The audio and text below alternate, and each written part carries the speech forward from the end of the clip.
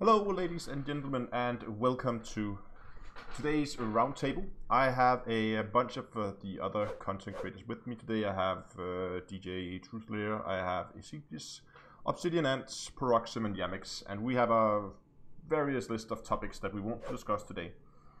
So first of all, hello to all you guys in chat, and I will probably not be replying as much to chat as I normally is because, well, we're gonna have a discussion on the stream or on Discord. So if I'm not replying that much to chat, then you know why.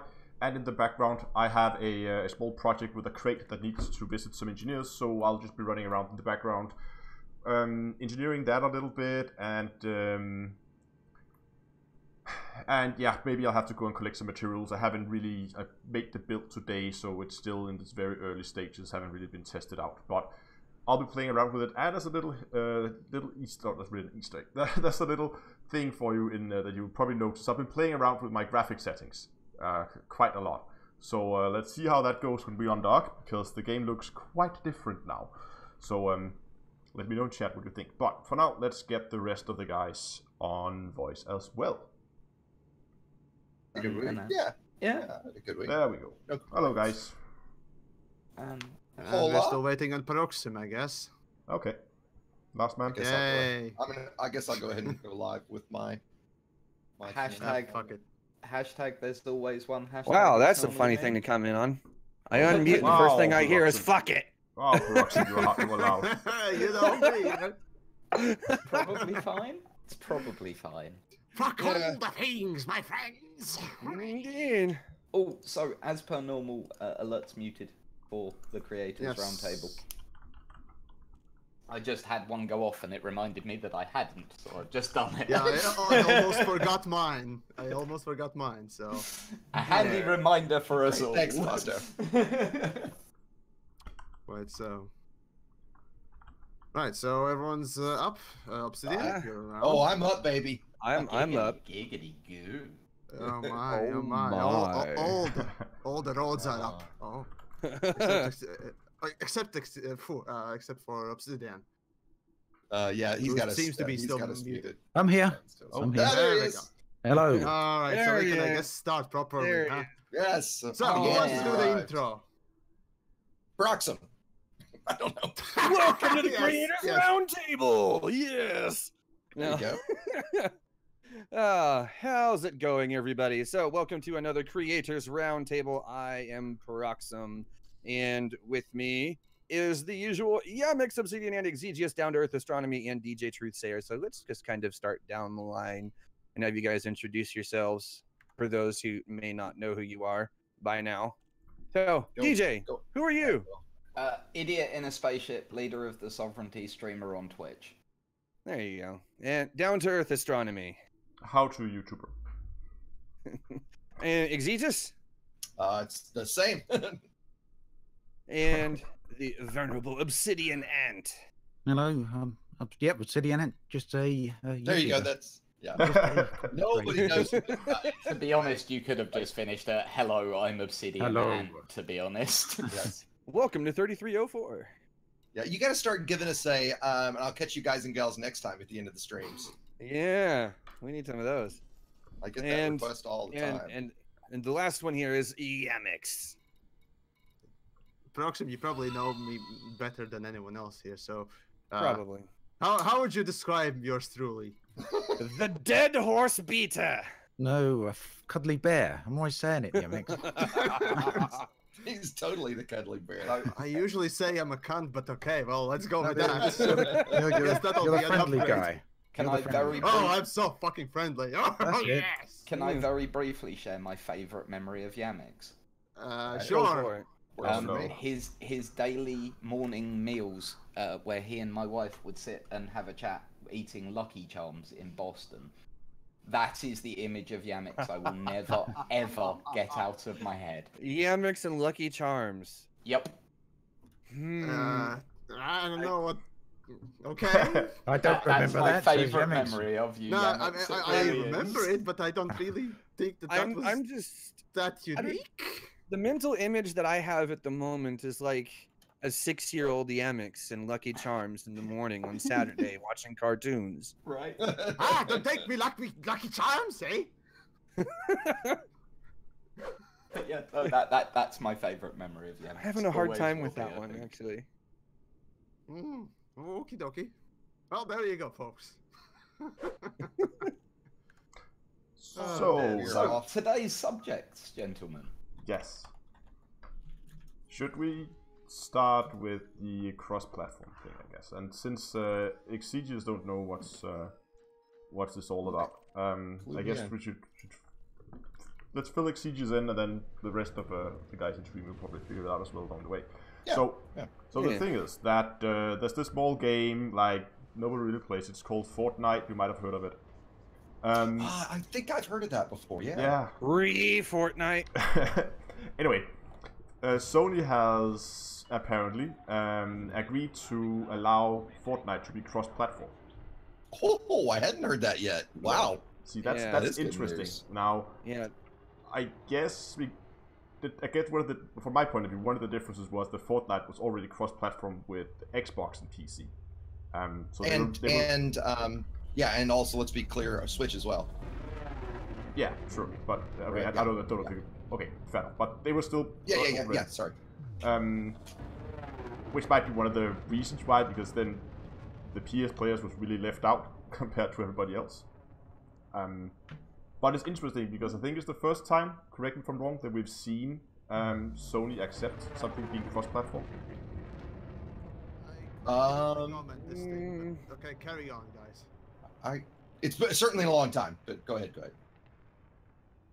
Okay, well, to give some sort of a background, now those of you that perhaps watch Jim Sterling probably would have noticed a little interesting things about Sony, and that is that Sony tends to be very cagey when it comes down to cross-platform, which is, partly why, for example, if I remember correctly, it was also Rocket League that was technically cross-platform between PC and Xbox, but not with Sony.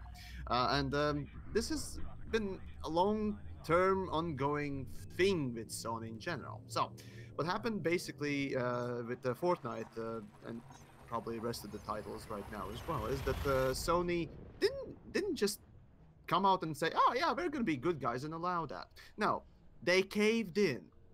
They caved to the pressure of the fucking public in general for not allowing, or rather even tainting accounts, especially in Fortnite, and just not allowing crossplay in general. So what happened with Fortnite essentially was that if you had a Fortnite account, you would play the game on PC, Xbox, what else? You could use Can it. I just quickly jump in to clarify something that's come up in my chat, and just to make sure everyone realizes this? We are talking crossplay between Xbox, PC, and PlayStation all at the same time, which hasn't happened before. A lot of people are going, "Oh, but this game has crossplay between PC and PlayStation, and this game has." Yes, that has happened before. It's the fact that it's Xbox all and the PlayStation. all the consoles. Yeah. And is And, Nintendo included in this? Just to I Do we think know? Nintendo has I already think had cross. so. Yeah, Yeah, they've I already had think cross-platform so. in Fortnite, so I would say. Yeah, they already had it. Oh, yeah, well, okay, you know right, what's so really there you go. funny about this whole Fortnite thing, though, is that there was a bug a few months ago that temporarily enabled crossplay Yeah. Do you mean between a PS4 and bug? PC. Yeah, Um, Yeah, one of those bug. bugs. Yeah, Funny thing about that is it's a- actually a the same feature. thing happened. The same thing sort of happened with Rocket League as well, by the way. And as Rocket League developers have themselves come out and said that all they need is just a go ahead to press a button, literally, or change one number to make crossplay possible between all the platforms rather than having Sony separately. And the funny thing about Fortnite was, I'll let you finish there, but yo, dog, right? But first things first. If you actually used to be that, if you took your Fortnite account from PC or Xbox or both, whatever, into Sony's platform, that account would be stained and wouldn't be playable on other two platforms ever again. So it would be locked as soon as you would enter in Sony's Sony's platform, and you could only play on it anymore with the account that you had for all of them previously. Now this probably will be changing because of this thing, and yeah, Sony is a fucking cunt when it comes down to There it is. There's the word. So we many go. developers have pointed out, haven't they? It's not a technical issue at all. It's not just the ones that you've mentioned. It's not just these Oh, big right, games. right. But it's many developers have said it's not a technical issue. This crossplay thing. It's something that they could all enable. Yeah, this Yeah, isn't a it's- technical hurdle. It's plain and simple that Sony don't want to share their ecosystem. That's exactly. Yeah, which is kind of a shame, really, because crossplay would just enrich experiences across the board, I think. So the thing why with not? Fortnite is obviously they've got the numbers to try and Yes. push it through. Yeah. Yeah, all these other games have kind of complained about it or put as much pressure as they can on about it, but they obviously haven't got the weight of Fortnite players. Yeah, whereas which, Fortnite is a literal cultural phenomenon, whether you like it or not. Yes, I- indeed it is. Don't like it. That game needs to die. Yeah, but it's still a cultural No, phenomenon. It I is. personally like it quite a bit. Yep. Anyways, But- there was actually one interesting news piece as well about Xbox being a little bit cagey, and that stems back to yeah, I'll finish this story real quick. So yeah, it was about Minecraft. Now Xbox or Microsoft didn't really want to make it crossplay between PC and PlayStation, saying that Xbox curates the community and whatnot else, and they don't want nasties to come and ruin it and whatnot else, and they can't curate the PlayStation and whatnot else. And yeah, that's again fine and dandy if you have that sort of argument, but even so, it's just I want my own ecosystem, just like fucking Twitch. But anyways, no. We live in bigger world than just your own, and trying to keep your own little secret garden, well, it works to a point. Unfortunately, once the numbers are big enough, well, guess what you need to start doing and thinking. That is allowing said cross play if the games are compatible. I mean, sure, if Fortnite players really want to get wrecked by a PC master race, then well, hey, fuck it. We need meat shields. Anyways, carry on. But I've always. So- Yeah, well- go ahead. The question that this immediately, obviously the reason we're bringing this up, this is a roundtable about Elite, not about Fortnite. We're bringing this up because obviously once this is successful, which it will be, there's going to be further pressure on Sony to grow up and to allow this for And play essentially nice. every game. And if for Elite, what do we think it would mean? Like, do you think that it would end up where console players are, you know, that they suffer a disadvantage to PC players, or do you think that it would actually just be a bonus for everyone, essentially? Are we talking about an Elite? Yeah. Oh, I think it would be a bonus, because if you think about the number of PC players that play using Xbox controller already, I don't think flying with an Xbox controller is an inherent disadvantage. It's going to be a problem, no. No. Right? No. Like, yeah, you think about like you think like an Xbox controller versus a keyboard and mouse in a first-person shooter. Arguably, the keyboard and mouse player is going to have the advantage, and you could also argue the keyboard and mouse. Not arguably, my friend. Not arguably. I mean, no, I mean, Yeah. right, yeah, and I agree, but I'm not trying to start a debate there, right? But you can also say that that in Elite, that keyboard and mouse players have a advantage. I'm going to call that ever so slight, but it's not the variability in something like Elite is very minor. So I think it would be nothing but fantastic. Yeah, I there's also the thing that Microsoft are enabling mouse and keyboard support on the Xbox now, aren't they? Mm-hmm. Don't know I if you think know really? that's that. something Yeah. like it. I think yeah, starting with Warframe, they're starting it with. And there's always That's been popular too, ways yeah. to do keyboard and mouse on console with those adapters and shit like that, right? It's not. I don't think they're great, but you can do it. But anyway, I didn't read the article, but I got the impression that it's going to be a requirement at some point for developers to allow that on the Xbox or enable it on keyboard and Xbox. mouse, you're saying? Someone else correct me if I'm wrong. Interesting. Okay, I had not seen that, but I can't say you're wrong. I'm not. So I'm gonna say I haven't read, but my gut says yes, you're right, because that's an incredibly practical business decision by Microsoft, considering they're porting every exclusive game on their console to PC, and there's parity between the PC Microsoft releases and the Xbox ones. Yeah. So it's obviously it probably would make easier for total, Microsoft to do that. yeah, right. Yeah. It makes total sense to insist that you have to build in mouse and keyboard support from the start, because this is also going to be sold through the Windows Store. So that makes all the sense in the world, right? But I've The other always thing is been. with Elite, you've got the HOTAS support as well on the consoles, haven't you? Yeah. Some. Yep. Yeah.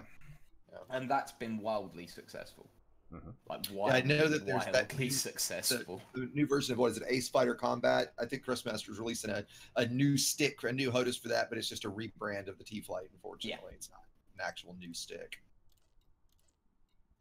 But yeah, the T-Flight stick that sells on the console is the best-selling stick Thrustmaster have ever done by a country mile.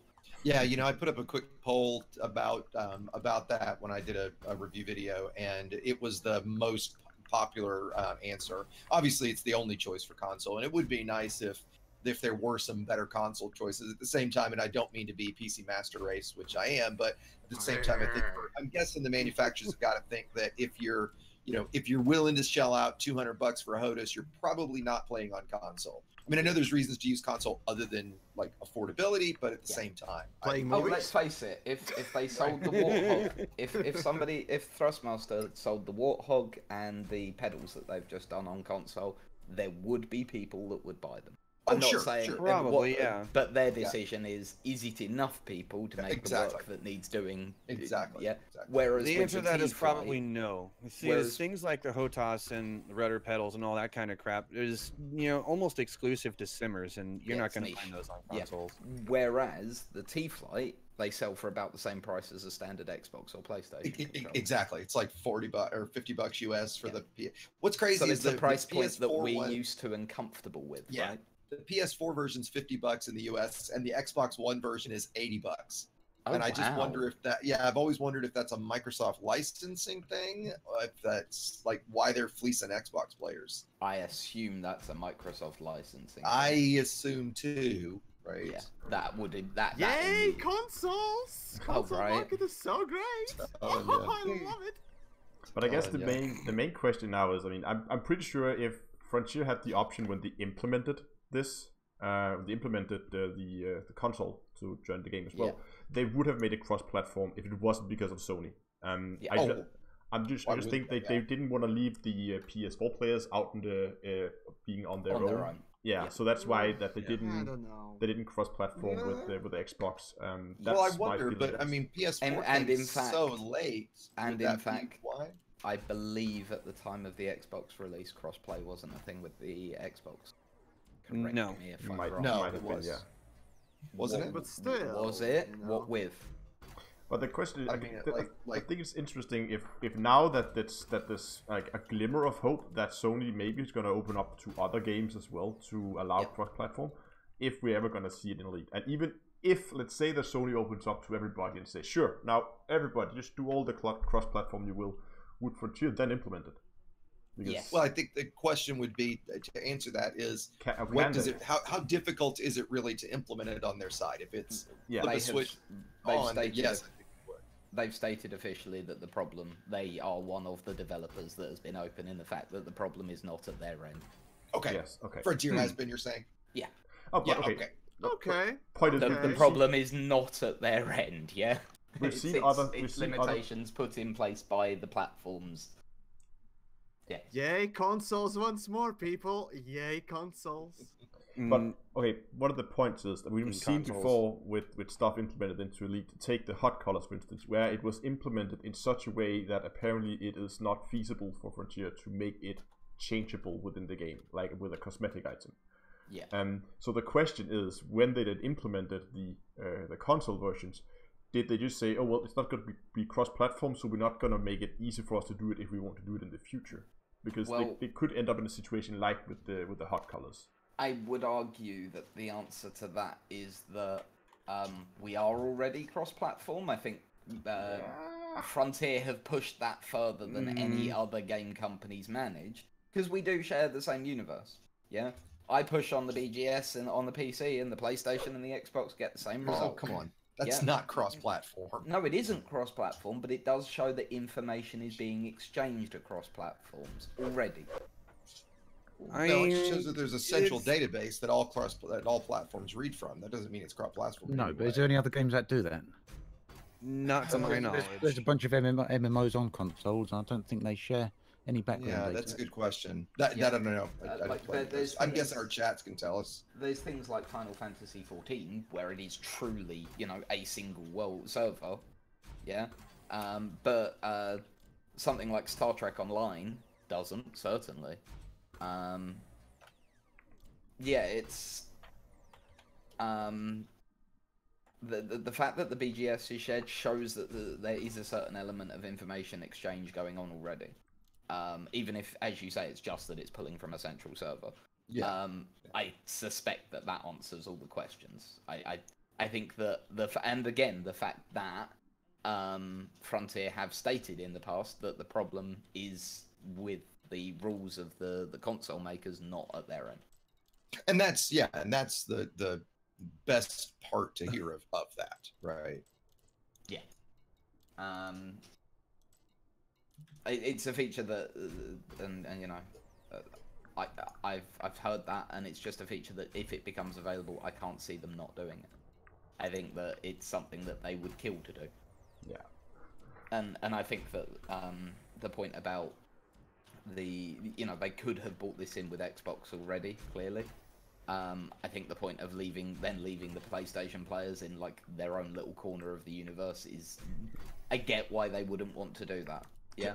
All PS4 players But start. still, I mean, I get what you're saying, but at the same thing, Fortnite does that right now, right? Yeah. And there's no like backlash, right?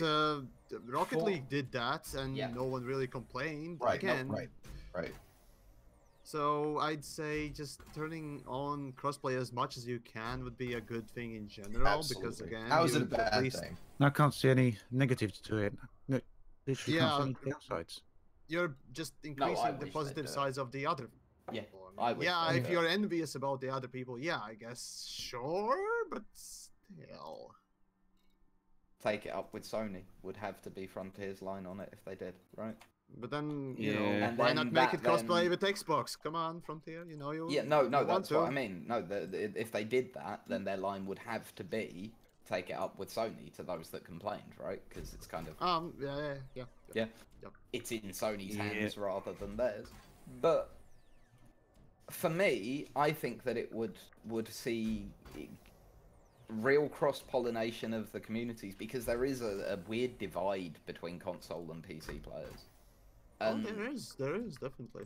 I'd love to see that just disappear. Yeah, I definitely. really would. Yeah, with I mean, Microsoft, for fuck's sake, Yeah. we're all it gamers, seems like right? that's We something like that games. could probably happen. Yeah. It looks like it's in Microsoft's interest to kind of go that way, really. Not so much Sony's, but certainly in Microsoft's interest. And I think Sony get a have just PC been and all- browbeaten into it.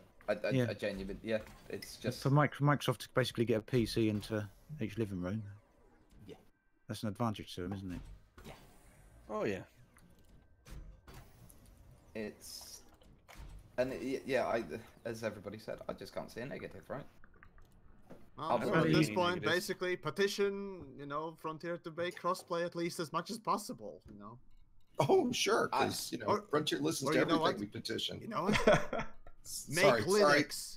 We need cynical. Linux Solve. version. Yes, we need a Linux port. Come on. If you think that the Play report, on Linux. if you think that the report on Fortnite's crossplay didn't raise some eyebrows at Frontier, I suspect it they should. know and are watching this situation like hawks.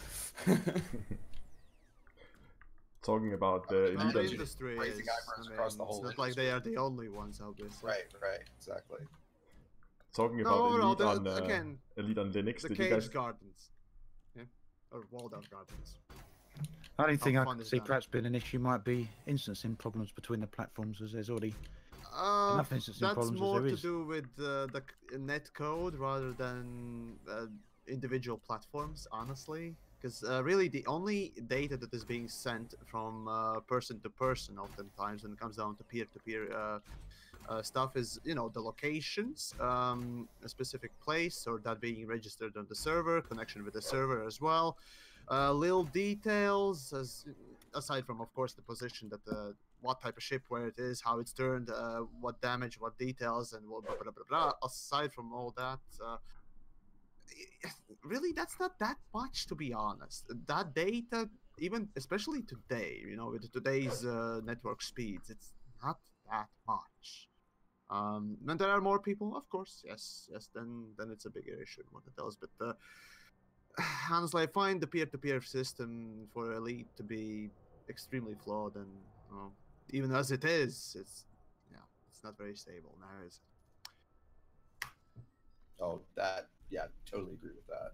And once more, I Yeah, kill the conversation. Nick, Yay! I don't tend to have instancing issues in groups up to 4.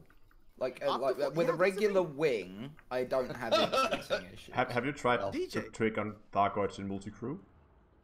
No, that's in a regular wing. Multi-crew Okay, is an have you tried to entirely take out separate Starguards in a issue. wing? Multi-crew is a hot mess of netcode. I Yeah. have instancing problem with Wings of 4 almost every day. Really? Yeah. Constantly. Wow. See, no, honestly, I don't get wing. It's Issues do you play in with general. people across the world or just in No, yeah, there does tend to be. If actually saying that, if we introduce anyone from Australia or New Zealand, it immediately falls apart. I will say Oh that. wow, that sucks, Dick. I Yeah. understand why they have pretty shit connections, but still, goddamn. Yeah, that's the Goddamn, thing man. that can cause that to fall apart. But yeah, as a general wing, we don't tend to. But then we do use wing beacons, pretty much constantly. that has So nothing to do that with that so. I assume helps. But yeah. Not really. So yeah, people in my chat are saying that they have issues at that size as well. So I just seem But to be honestly, lucky. yeah, I still seem I'm still fucking surprised that multi-crew as a fucking feature has not been dealt with at all, and yet they are still pushing out stuff for it. I mean, yeah, you're pushing out new stuff, and you need to attune the fact that multi-crew exists, and now you need to support it as well. Otherwise, it seems like you're abandoning it. But come on, Frontier, you had time. Fix the fucking thing! So how long's multi-crew been around now? About a year, isn't it? Yeah. No, something it's like almost no, it's 2 almost years. It's been more than a year. almost 2. it's been that long. Yeah. Is it really? Right? I've said this multiple Yeah, times. it's 18 been months. around 8 God, months I- ago. when Yeah, of course it launched. is. This time last year was patch Yeah. 2.4, wasn't it? That was Exactly. Yeah. Wow. Yeah. Yep. 18 months ago, if I'd have told you guys when we got multi-crew that, hey, guess what? You know, in the next 18 months, we won't get a single meaningful update to this at all. Yeah. Would you have believed me? Yes. I always feel the same No. with. I always feel the same with Horizons. Was 2015, Yeah. December 2015. If anyone right. then had said 3 years later and you're still not on atmospheric worlds, it'd still be the same planets. That's right. That's right. I don't think anyone. And would actually, believe that. arguably uglier plan. I mean, the update in 3.0 well, was they, nice, they were but for a while. you look at, but I think. well, they're you better now. look at some of the features we had. You remember that planet that had that crater in it that had the spikes in it that was like 10 kilometers deep or Oh, something? Was okay. incredibly Yes, cool, yes, Yeah. yes, yes, yes, yes. right? And Like those- Yeah. why don't we have that shit? Right? That like Those that was are so awesome. Cool. There's some really great Why- green-looking ones as well. Do you remember seeing Right, right. Yeah, like we've all been out, I think, to that canyon planet that's about 700 light years out. That's a really old unbelievably one. amazing, right? Like why is there like why is 0.0001% of the planets that cool, right? Like why does it not generate that every Well, 20th planet? Because, Well, Well, because Procedural mathematically and scientifically, those kind of planets are. I don't aberrant. care. It's a video game. Give me something cool to fun and play with. Exegious, it's fine. Now, of course, remember, now, first of all, Elite Dangerous is created with the mindset of creating rather a future setting that is the more realistic take on the humanity. Oh, I get And that. with that ideal, I really do appreciate the ship designs a lot, honestly, I really do. The way they went about it, and yes, of course, that's also part of the planet thing. They can't really put in extravagant things out there because, well, the general ideal and philosophy of the game is to put it in a more realistic take. Yeah.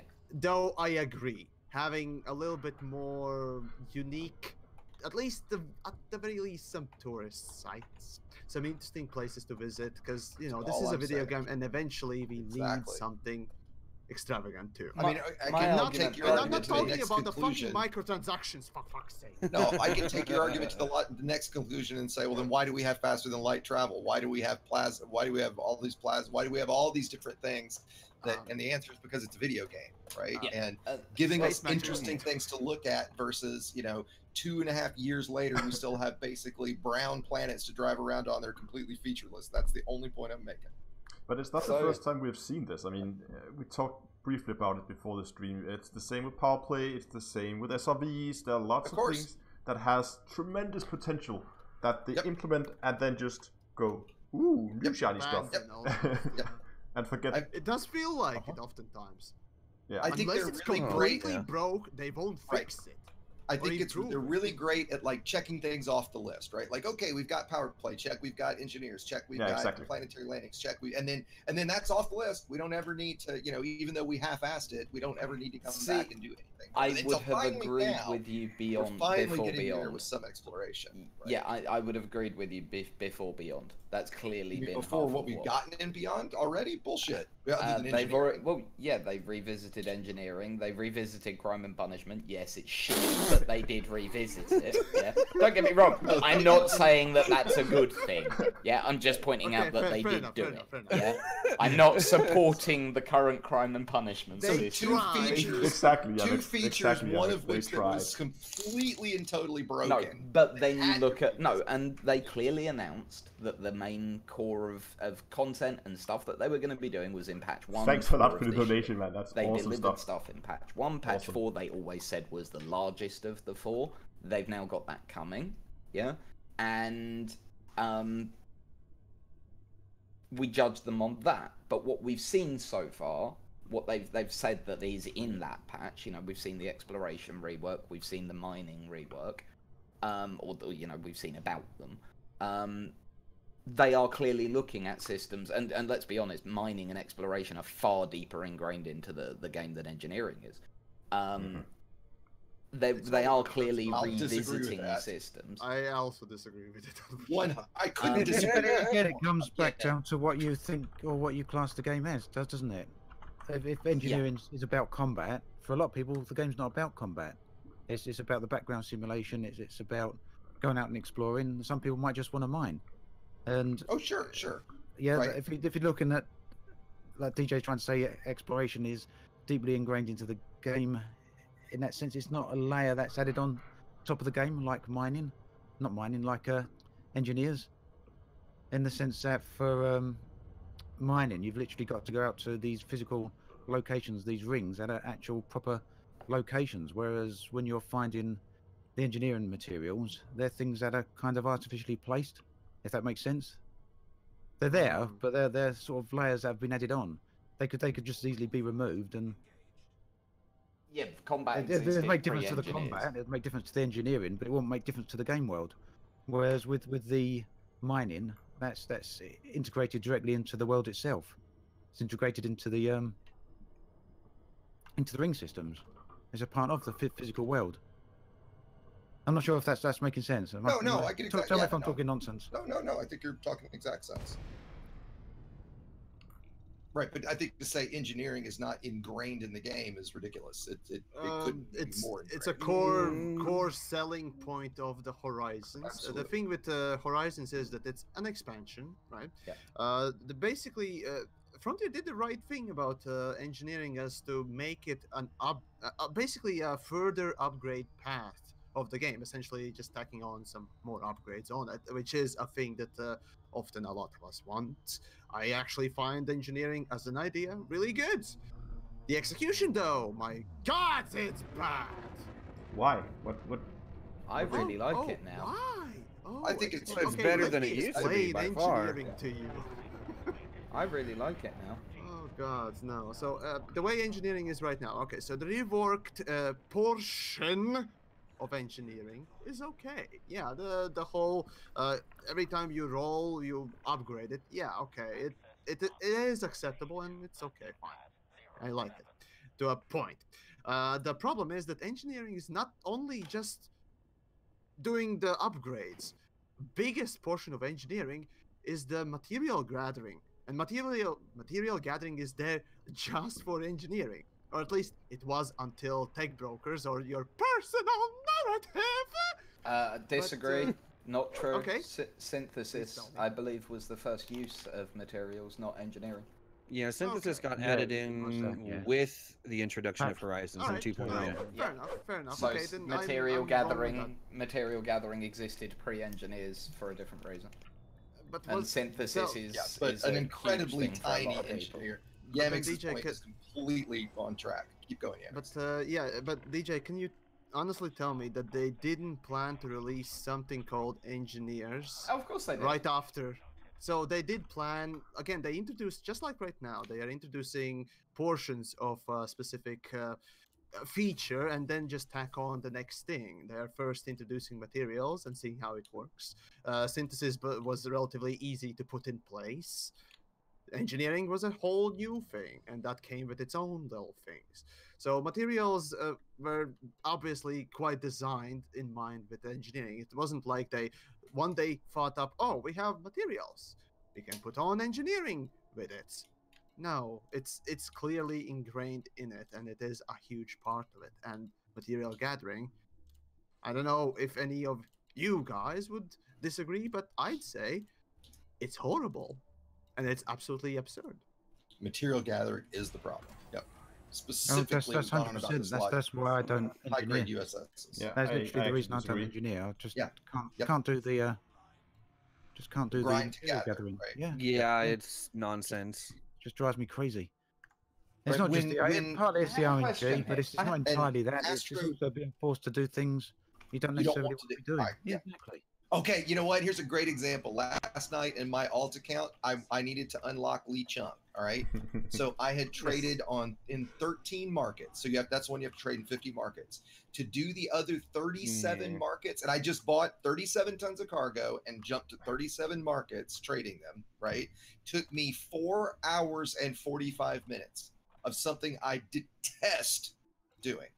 Right. Well, that's like DJ. Celine Jean having to mine 500 tons just to Yeah, but you get can do that. You can do that in about 2 hours. 4.5 hours to do those markets was absurd. Yes, Well, I no, actually it's still the I point though. calculated Like, it No, takes you're about right, time. Proxim. You're right. Yeah. But forcing me into doing something that takes me like an hour or so, I don't think is necessarily a bad thing, right? Because up until then, all the other engineers I've been tracking, it's about 2 hours if you know what you're doing, right? Yeah. But that one was, if start to finish, it would have been 6 hours for all of it. Now I think most people, I calculated it was 6.5 hours. yeah, okay. I think most people like naturally, like in my main account when I got to Lee Chung, I'd already traded in 50 markets, so it was no big deal, right? So you can look at it from that way, but at the same time, forcing me into something if I absolutely don't want to do trade, and now it's going to take me that long is a little silly, right? DJ, do you have your hand up? I do. I really Yeah, do. go It's for it. just an interesting question to gauge our involvement with this, because I think that our different opinions have part to do with that. So, how many engineered ships do you all have? Oh, jeez. I 37. have parts. I have parts. Do we I've got. do we count ships yeah, that we disassembled along the way? Because then I'm How many probably- engineered modules do you have? modules? Hundreds. Yeah, I don't Close think to about that. 100. Yeah, I'm Okay, close to even 100. easier. Hang on, everyone's in game. I can do this even easier. Go Yeah. into your right-hand panel. Go to statistics. I'm in my alt account, so I know my stat though. Right. Okay. So, how many grade 5 rolls have you done? Hold That on. might actually be a Is better that way of under judging what this, engineering? right? Exploration. I'll go Okay. last. Crafting. Yeah, it's under crafting and statistics. I've done 134 grade 5 upgrades. There's no point in me even looking at that. I haven't even got grade 5 unlocked on most of them. I've got a lot of grade 3s and grade 4s. But you've done 1,000. Felicity to grade 5. I've done 1,534 grade 5 upgrades. yeah, Yeah, that's see, what I'm you on my. I'm For on my. me. Oh, okay, So, good. I don't know. because we had this And conversation can we together. pass this to the chats as the relevant Yeah, chats? yeah, Can we yeah. can we pass this out? Can Yeah. everyone that's in game at the moment have a Yeah. look at that panel for us and tell us how I'm many gonna- grade 5 rolls you've done? Yeah. I'm going to very quickly, and maybe the other guys on YouTube can do the same thing. I'm going to put up a quick poll while we're talking. If the people Go watching for it, wanna- yeah. One an of the answer. very You few know what? I'll features send I everybody- envy you Yeah, guys. I'll send give us everybody the link your and I'll poll. send it to my Yeah, chat. I'm exactly, just gonna exactly. just gonna create that together now. Take a couple of. Great. Put it in chat, Obsidian, and we'll send it. I think that's a great one to share. Definitely.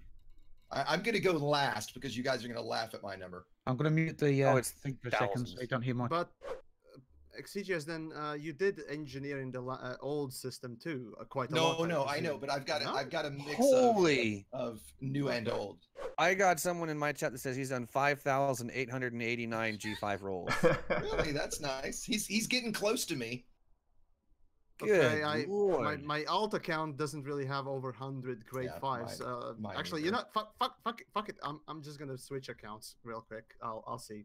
I'll be going last then. So Sorry. right now on my spreadsheet, I have 585 grade 5 modules with 325 of them full max with experimentals. And last time I looked, I was over 9,000 grade 5 rolls.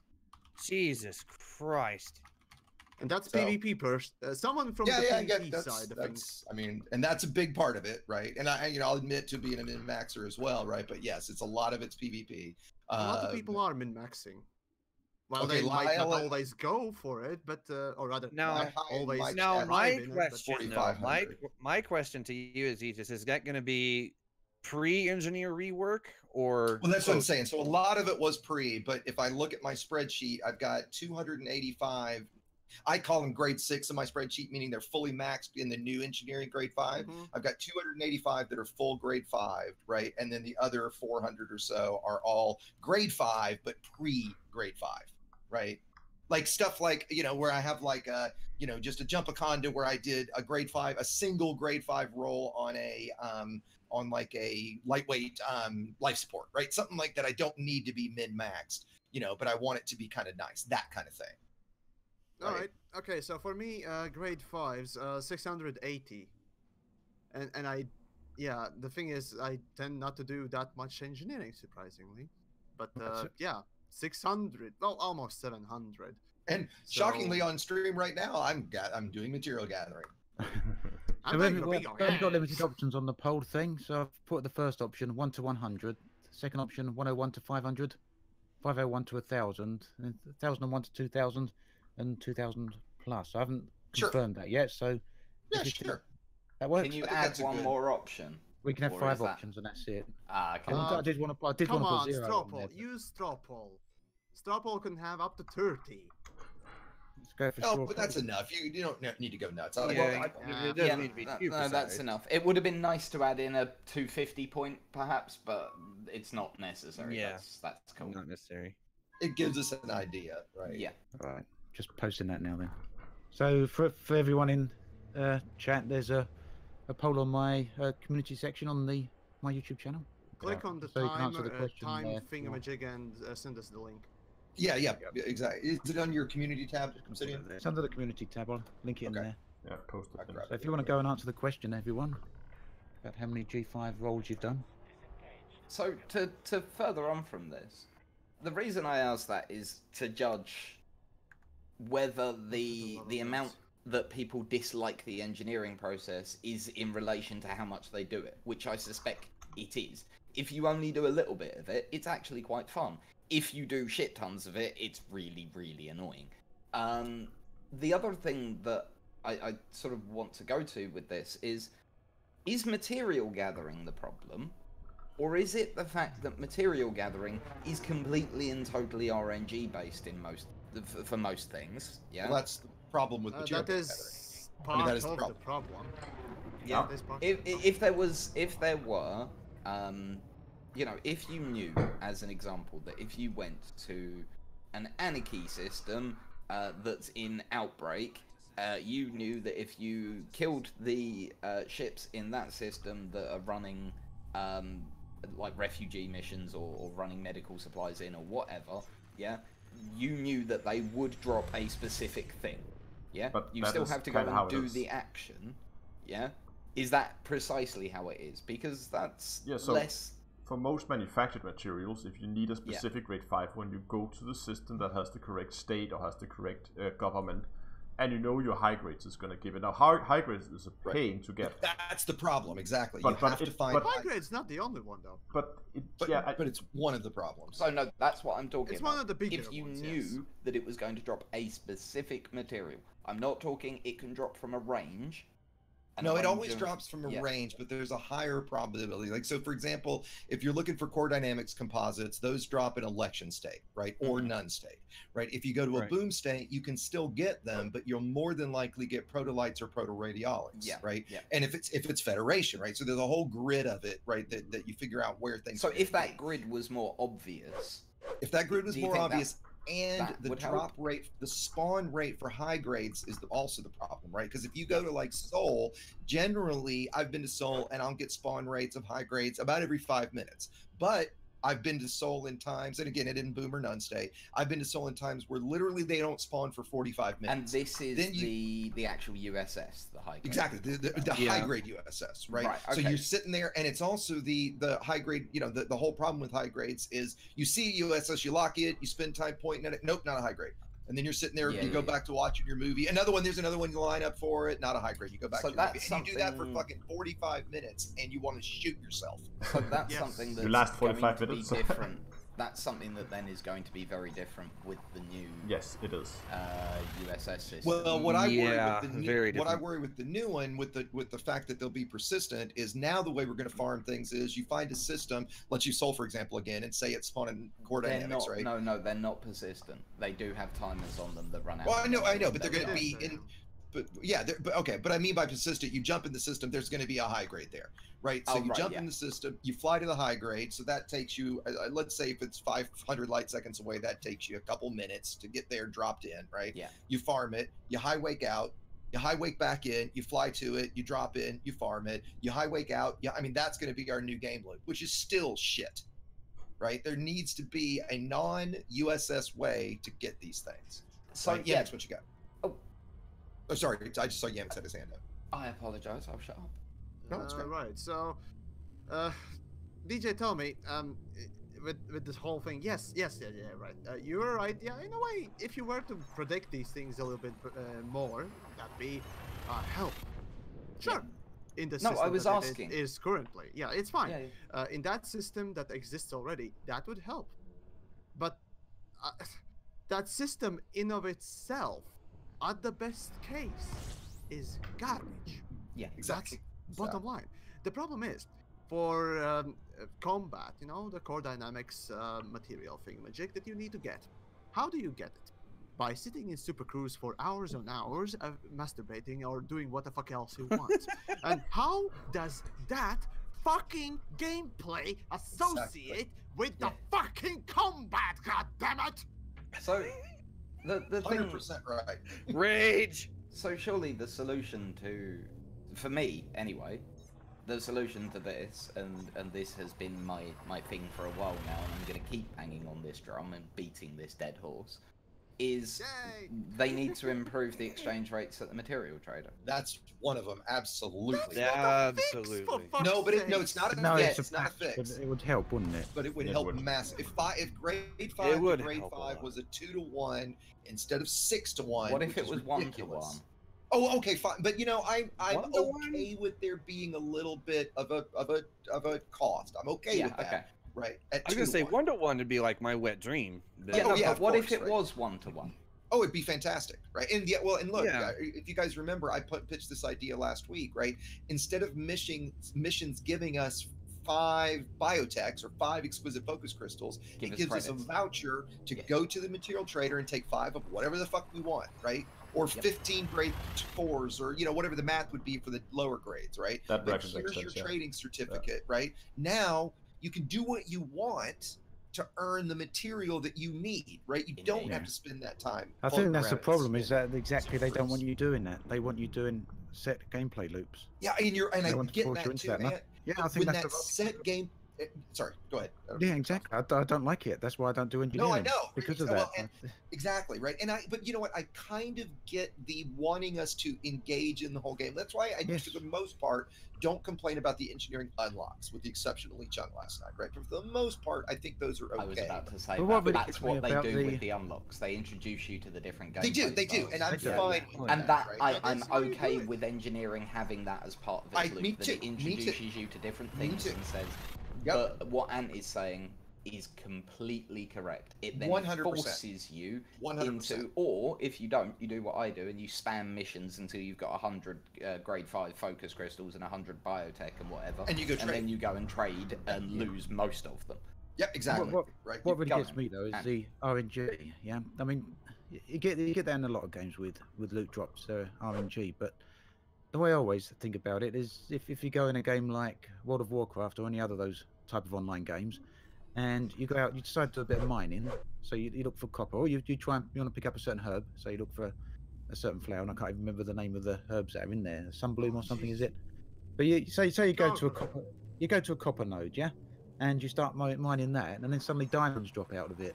Then you hit it again, and gold drops out of it, and you hit it again, and tin drops out of it. That'd be nuts, wouldn't it?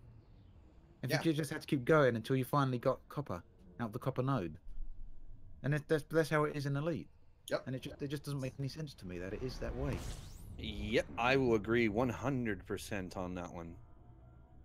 For me, what doesn't make sense more often also is the whole blueprints in general. I mean, I did investigate a little bit into this, and I did note what type of gameplay you need to do for each type of upgrade. And FSD is a rather interesting one because you in the first grade you need to just turn in one of the gameplay tokens from scanning wakes.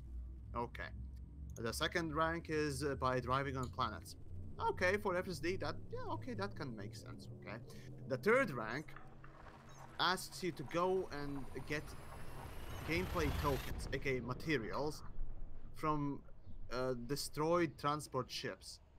And I'm just scratching my head and thinking, What's that got to do with an FSD? yeah, I get it that you want to force the player to do different things, which is a good thing. That's what you do as a designer. You need to encourage players with your gameplay to do different types of gameplay, which is fine. But when that fucking thing repeats so many times, and especially the high grade missions and a few other ones, it smells both of lack of imagination, capability, or just simple planning. And I'm just thinking, are you really that blind? Haven't you really thought this through? But anyways, that's just maybe me. No, Well, it's, Yay, Frontier! no, I feel the same. Yeah. There's no logic to it, and yet in other areas of the game, everything's How bound can you by science call and logic, yourself a isn't there? fucking game designer if you do this sort of shit in the first place? So, I mean, you know, like- Prestigious, go. Oh, yeah. No, if you have a question. Oh no, I was trying to lead you in. Oh, thank you. You know, like you know, I get why USSs exist, and it's not that I want them to go away, right? Because I get the argument that they make things feel alive, and you see random stuff, right? I They do are remember random when encounters. Right, That's all right. they And I are. remember when I first started playing, like my first 10, 15 hours, right, doing black box delivery missions, right, or Me the too, me black too. box recovery missions, right. And I Right. remember thinking, it can't be that I just have to fly around and wait for this to pop up. Surely, and I was honking my discovery scanner over and over because I'm thinking to myself, there's got to be something I do. Like how do I scan this planet? How do I scan for this, right? And I remember just being so confused at how this worked, right? And so the point that I was really trying to lead to is I remember in Astro, correct me if I'm wrong, that you had a video, I think it was back when like 3.1 dropped, that at the unknown installations, you could get shit tons of grade 5 materials. Right, it was great actually because you could do combat. They spawned exquisite focus crystals, pharmaceutical isolators. I mean, all kinds of shit that you basically cannot get anywhere but high grade USSs, right? And that got quote unquote fixed, right? So now that's gone again, and you're lucky if you farm a Type 9 there that every 3 or 4 times you kill it, you'll get a single or maybe 2 grade 5s of something, right? And why these things aren't just all over the place, and why, again, we keep beating this, but why you're forced to do unknown signal sources, like Yamik said, we have to sit here in Super Cruise, staring at our screen. Like, this is gameplay. I mean, I posted my video to my chat one night. It took me an hour and a half to find 2. Right? Like, I watched a whole movie in the time I found like 12 core dynamic composites. It's bad. ridiculous. Right? Yeah, I mean, you know, we all joke that Elite's the game. I mean, I've never seen a game like it where you have to do something to entertain yourself while you play. Right? And with things like long-range passenger missions like the Rhea stuff, I get that, right? It's just, I mean, if you're flying somewhere that's 1 million light seconds away, that's going to take an hour and a half. Well, all right, I can accept that, right? What I can't accept is the mechanic of USSs and other gameplay where I literally just have to sit there. Hey, DJ, what you got? Exegious. So, I'm gonna be quick. Hey, Exegious, that's the high grade immersion for you. That was I my can't, chat. Sorry. I can't even type immersion without hearing you say that, by the way. So, the funny thing is, I do actually know another game that is similar in that respect, Do tell? and that's Euro Truck Simulator and its offspring. Does you mean it in ask terms of you to the call something else? No, please. The amount of people that I know, myself included, who when they play that game, do it because it's something to do whilst listening to a podcast. And that's fair. Yeah. And something to essentially engage their hands whilst they're listening to a podcast. Yeah. That, I think Elite has that. The Elite can be that. It doesn't have to be, but it can be. Totally. And, you know, my point to your point, DJ, like when I said about like long-term passenger missions, long-haul trading maybe, or long exploration where you're jumping and stuff, I really do have no problem with that part of it, right? But when it's like, again, me as a combat pilot, and that's what I want out of the game, and I'm doing something so I can build myself a combat ship, and I'm forced into doing Euro Truck Simulator to do that, that's where it gets broken. Yeah, I agree. Right, yeah, and I think we all agree. Yeah. So what I guess for me at least, the whole thing comes down to the fact that there's always only one method that's really effective for each material. I mean, that's right. We had it a little bit with the unauthorized installation, where suddenly there was actually a second place where you could go. I mean, if you didn't like farming high grades, well, you had another option. And of course, yes, as you said, that got quote unquote fixed. I feel like that Frontier's approach whenever these kind of things pop up is that suddenly there's some gameplay that allow people to get something in a way that maybe weren't intended, and then they say, oh, that's not how we want it, and we're gonna remove it. And instead of saying, oh well, people really seem to enjoy this, maybe we should give people, I don't know, 2-3 options that are about equal, and before people begin posting somewhere in chat saying, oh, but you can still get grade 5 from killing ships, and yes you can, but it's not very effective compared to... Not even remotely efficient. Exactly, it's compared to performing high grades, it's not effective. If you really enjoy combat, enjoy PvE, sure you can sit in a conflict zone for a few days and get the materials you need, and you might have enjoyed that. But if you just want the materials, you just want them now, well, there's one thing to do, and that is find something interesting on Netflix and farm some high grades. That's right. And I would really love... Like, I just want to get the shit done, right? Like, I just want to build a ship and go to do what I want to do with it, right? Not like you said, not wait 2 weeks or 20 hours of gameplay to get it, to finally get it out of combat, right? You should encourage your players to attempt different gameplay in a positive way. That's not exactly the thing, isn't it? forcing them. Yes, encourage the players, not force them. Exactly. Yep. That's a great way to put it, actually. Guess what happens with the fucking personal narrative, the tech brokers? Why people dislike? Why? Do you need to ask why? It's because you're forcing them to do it. Right. Yamix, I'll admit, and I wanted to make time this morning to watch it before the stream, but I haven't gotten to see your Ship Launch Fighter review yet. I've been dying to watch it's it. the most positive fucking thing ever. I bet it is. No, seriously, I fucking love those fighters, and they are solid. The experience to get them, to play with them, always will be solid. By the fact that I had, because I will never fly them. Grind for them. The only way I will ever fly them is if I'm in multi-crew and someone else. But say, you can that's jump the in only way I'll ever fly them. But the thing is, I feel so fucking sad because I have to say that, because I know that artists actually put an effort in it.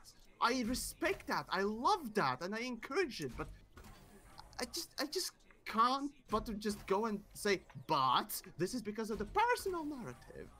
It's so depressing that I have to do that. I want to reward and say that I love this, but I can't. Anyways, moving on. Sorry, whoever probably Down to Earth. Sorry, Astro, I interrupted. No, I think I got my point through, but... And yeah, the Guardian things are a perfect example. The absurdity of, like, how many of the Epsilon data do you need to get the 3 fighters? 26 per. Yeah, 26 per so ship. that's that's well over. It's easily that's at the just best under 80. case. Start to finish. It's lucky if you can do it in an hour and a half. Yeah, it's 78 for all 3. It's not hour and a half. I lucky. Timed it. I fucking timed it, and I got about 52 of them. That is for 2 fighters in about 3 hours.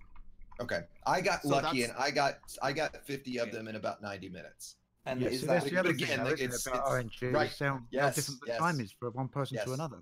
And The other people, then someone else will come on and say, well, I did that in half hour. What's the problem? What are you moaning about? yeah, and then the same question. The next question to that is, and what was your methodology for that? Were you basically board flipping? Were you sitting there respawning the instance by jumping out and jumping in? Oh, what engaging gameplay! Exactly. Right. Right. It's so great. Yep. I love it. I love it so much. I want to castrate myself with a rusty spark. I just will not do them. Yeah. I get why you wouldn't. I will not do them. Yeah, I just won't. I desperately want those fighters. Like, the moment I saw them, I was like, Elite's got a TIE Defender. I want it. Oh, they're especially in VR, they're fucking awesome to fly. Right. And then I saw the requirements and was like, oh. Don't get me wrong, I knew that you'd have to do some stuff to get them. That's cool. Got no issue with that, right? But no. I refuse to grind this game, and this is the grinding, this makes the grinding required to do engineering, even when using the material trader, look pathetic. This is horrible. And when we talked about, and I agree that we can move on, but like the material trader thing, I think it's one of those things that would be such an easy thing for them to change, right? That I don't see why they wouldn't, right? Like, retention? You know, you've said that I'm before, cynical. but no, I get what you're saying. But to me, I guess I buy the if things like that were better and people could engage in more of engineering and engage in more gameplay because of it, right? The results of it, I think that would lead to the retention personally. Right now, I'm not a market analyst, so I can't really say, but there is again, yeah, that the psychological aspect of the game that when you finally reach the goal that you have, you tend to forget the horrible and boring and other bad things that you've gone through to get that. It's again, I've That is the talked about thing. this last week as well. So it's a psychology. If you read about even gambling, gambling would be a good example as well on this one, because we're talking about RNG and gambling is very close to it. So yeah, in games though, in normal rewarding games, you tend to get developers that go around while they do use random generation to produce some sort of maybe unpredictable level of results. They also take in count that from X amount of randomly generated numbers, you would set in some rules to prevent extraordinarily long times between specific results. So you would have the minimum and you would have the maximum amount set as a range in which you would get the potential reward or something else. In Elite, with high grade emissions especially, it seems to be that there's none of that. No. And no one really seemed to have given a fuck. It There's was just quite a like, lot of games that do something like that, isn't there? I think Diablo oh did that, no, didn't they? After so long, the chances of certain thing dropping increase. there Yeah. is that, yes, but again, it's putting in variables, if statements, and other things to prevent either a player spending too much time doing something and rewarding him for just finally rolling that unsuccessful roll and just giving him the reward because he already spent the time. So let's just be merciful. In Elite, it doesn't seem that to be the case. I don't know. Can I just? Can go. I?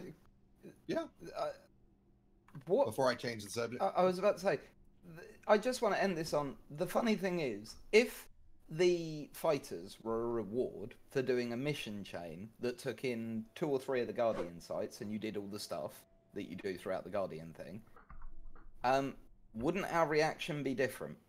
oh, I absolutely. want quests, yes. Right? Wouldn't that be amazing? Unless the quests are all the same. Yeah, that sort of thing. If structured correctly, you can write it so that it makes sense that everyone's doing it. Yeah, that makes sense, right? Yep. And for me, that would be the way to do this sort of thing. You wouldn't even mind if you had to do that chain once per fighter, right? You'd be like, okay, cool. Yeah, I mean, depending on the length of it, and Yeah. yeah, 2 or 3 sites, No. that you pointed out and told, go here, do this.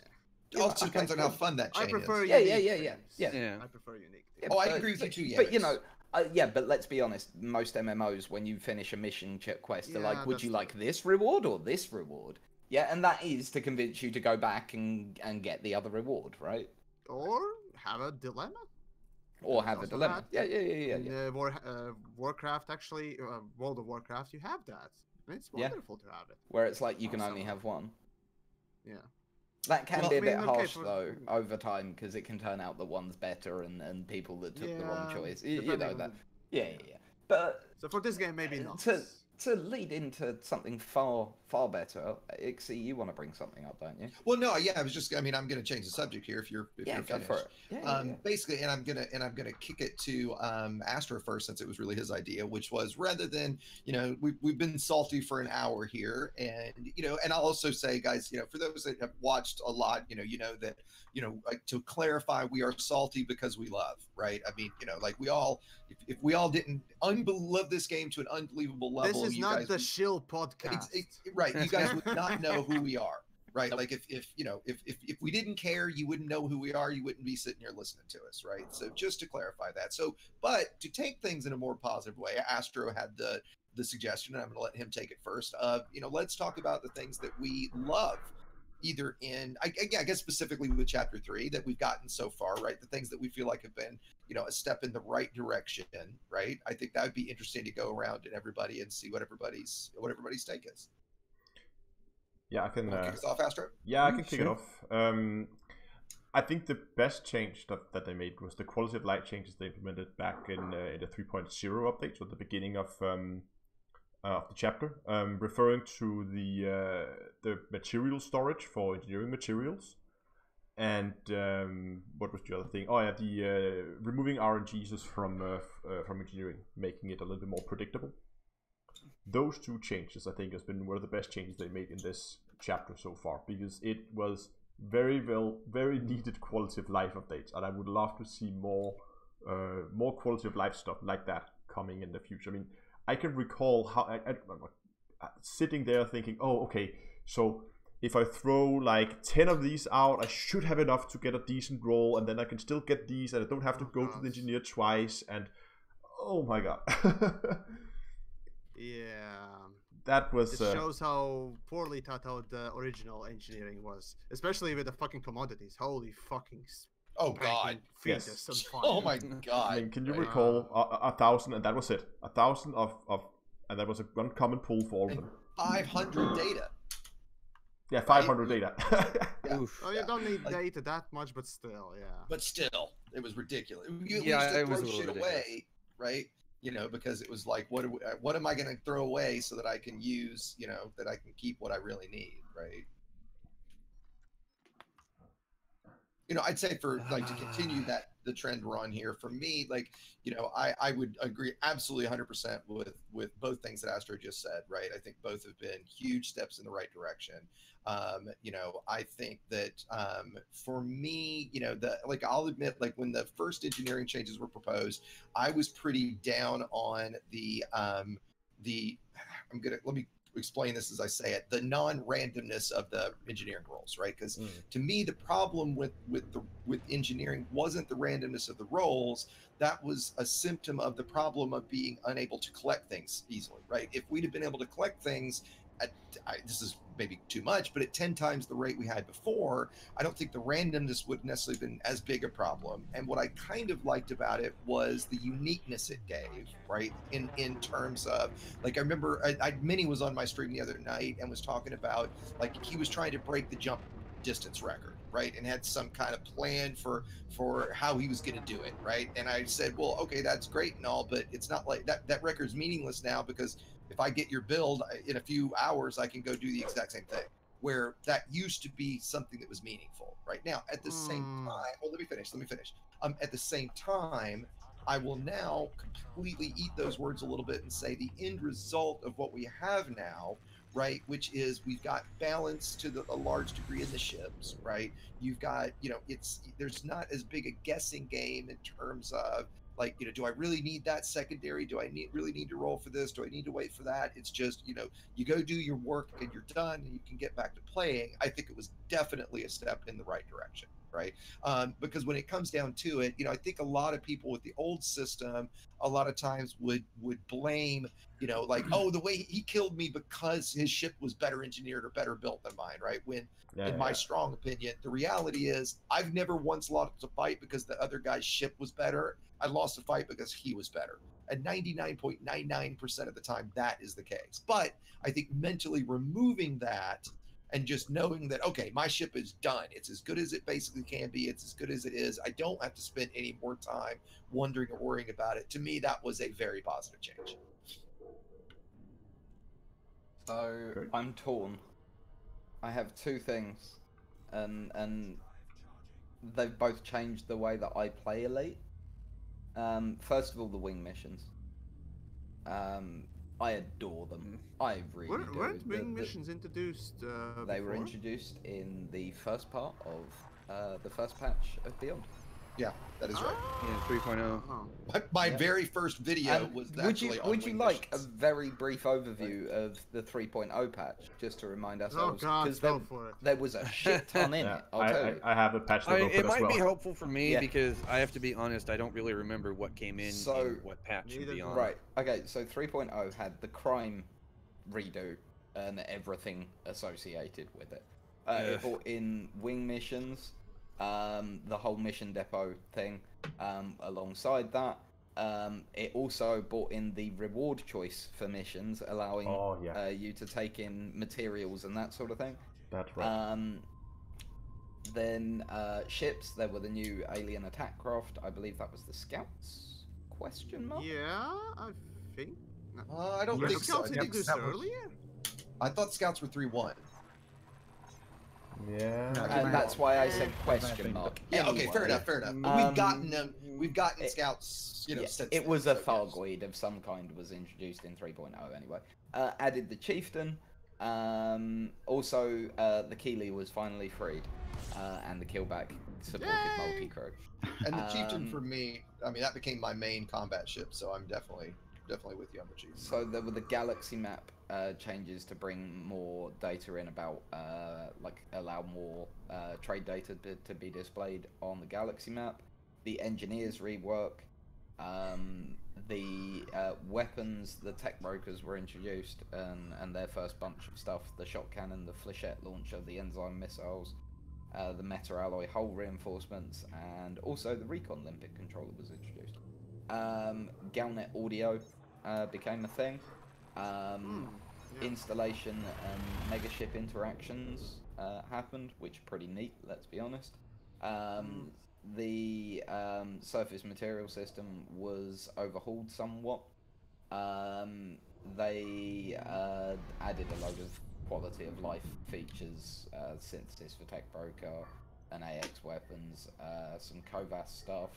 The new planets. I mean, the look of Yeah, planets. new planets don't. Yeah, that was a big one.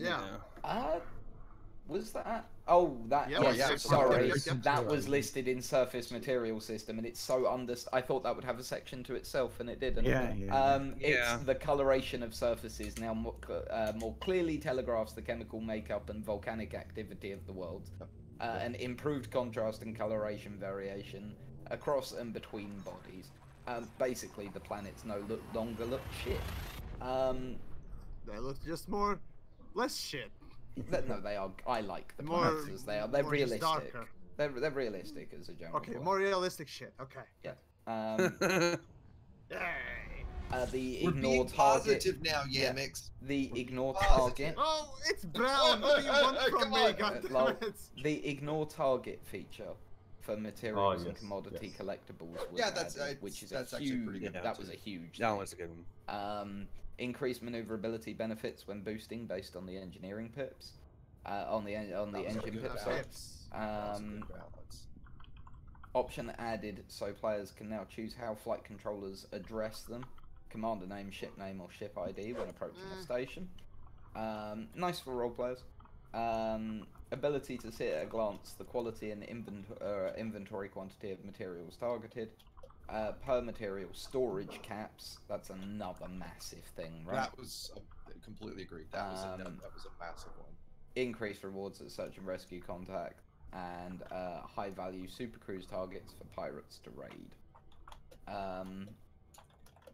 Large number MISC features, large number of Commander Journal updates.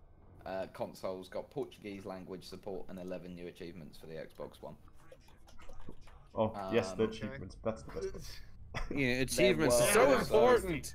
There were also over 1,000 bug fixes that I am not going to. So I've got the 3.1 patch notes. I haven't got 3.2, but 1,000 bug fixes and my UI is still Just go to broken half the time. that whole forum thread there. That big, forum thread. Well, to summarize 3.1 very quickly, you had new wing missions, the mining ones in particular, high threat USSs, and missions that direct players to them. Megaship and installation interactions were expanded.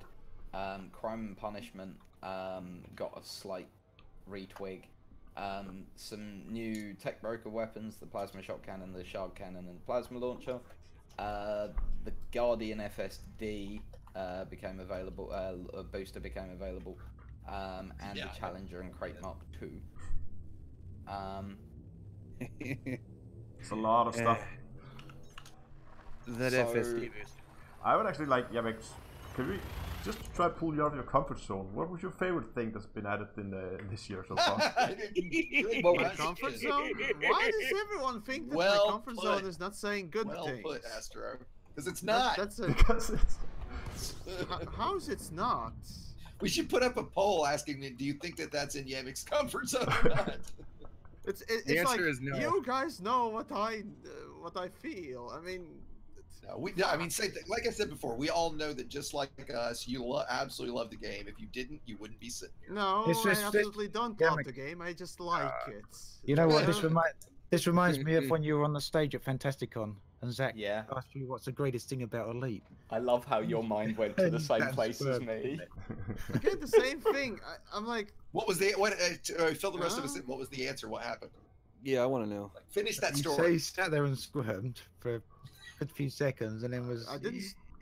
You did squirm. Squirmed. You didn't want to answer. Or What? what No. did you answer? Okay, You so did, to tell the you story. did have an answer. You did have an answer. Yeah, No, right, so to tell the story there, Better then. basically, I got the question asked. Now I barely could hear what the people were saying. First things first. After I heard the question there, it was like, now what to choose? I seriously, it was again, yeah, I do play up things right now, even right, and the whole thing. It might sound like squirming, but honestly, all I'm doing is just thinking. Okay, so I made the top 10 list of best things in Elite. Now, which one to choose to say, or rather, which one I remember. Now, I wanted to say music, but the one thing that I said there was the interaction with your ship is the thing that I really like, and I still do. The fact that you don't need to switch to another window or need to open another menu to interact with your ship. That is the wonderful thing, the most awesome thing that I've seen, in a game, well, modern game, because every other game that you see often is just you press a button, another menu opens on your screen, and it's not in a game world. And that is what I fucking loved in the first place about the Elite. Oh, aside from the oh wait, no, my answer was the ability to interact with your ship in such a detail. That was my answer, not but still, the UI is also a fucking good thing. Now, it glitches out oftentimes, but regardless, it's not a thing that does happen that often. Still, as for the best thing in the in Beyond, I'd say generally the thing that has worked out the best, or rather has been the biggest step towards the right direction, was engineering. Honestly, it changed from a fucking slot machine, a fucking gambling machine, to an actual thing that is usable for a game to be, predict at least some sort of result. So that was a good thing, and everything that came along with engineering. That is, of course, the storage for gameplay tokens. That was a nice thing. Again, the storage for materials. Yeah, whatever. Let's see. A crate was a fucking awesome ship. Even though you might think that I hate it in general, I do still hate the color inside, and I hate the wires and what it else. Doesn't make sense lore-wise and all that stuff because it's a new ship. But even so, now Crate is a fucking awesome ship. That's literally, I mean, it's a fucking Python, yeah, and building something that even looks better than fucking Python, in general sense, aside from the cockpit, is a good thing in my opinion. And the trailer was also quite interesting and funny to parody. Let's see what else. In this Beyond, quality of life improvements weren't that many. Honestly, the most came basically at the start of the year, and nothing else really came out of it much later on. There was like one or two of them, but they were so fucking gettable that I don't even remember. Guardian fighters, they look awesome, they sound awesome, they feel awesome, but they are basically shit to use, and they are tainted by the fucking personal narrative. So I can't really say that that's the best thing, unfortunately. When you say shit to use, do you mean to get or to function wise? They're too weak. Yeah, they okay. Overheat. Again, they do feel experimental, sure, but the problem is, unfortunately, that well, even experimental stuff in games and what else that gets introduced tends to be useful at least in something. And unfortunately, Guardian fighters are really not. I mean, yeah, sure, the lance is usable right now to kill things, right? But you need a player for that because AI is not made for, well, fighter AI is not made for railgun weaponry, and it just charges an enemy, and guess what it does once it does charge? It explodes because it's too weak to defend itself, and so on. So yeah, unfortunately, fighters are almost something that I would like to say, yeah, it's awesome, I like it finally, but no, it's not, unfortunately. Um, let's see. Wing missions, another wasted potential. So let's not talk about that. But yeah, I'd say engineering in my mind would be the biggest change that has been a slight step in the right direction, because engineering material side is still broke as fuck, as we talked about. We still have blueprints that are well, they don't make sense. There are also the fact that most blueprints in general just give absurd levels of boosts. Shield would be the greatest one, and of course a few other things as well. But yeah, so on and so forth. So all that needs to be addressed, but at least they removed the fucking Gambletron 2000, so that's nice. But then again, it's like we polished the shit so that it's not a diarrhea anymore. Now it's more condensed. So I don't know if you can be really that positive about it. Unfortunately, the whole year, what I wanted from this year was really just quality of life improvements.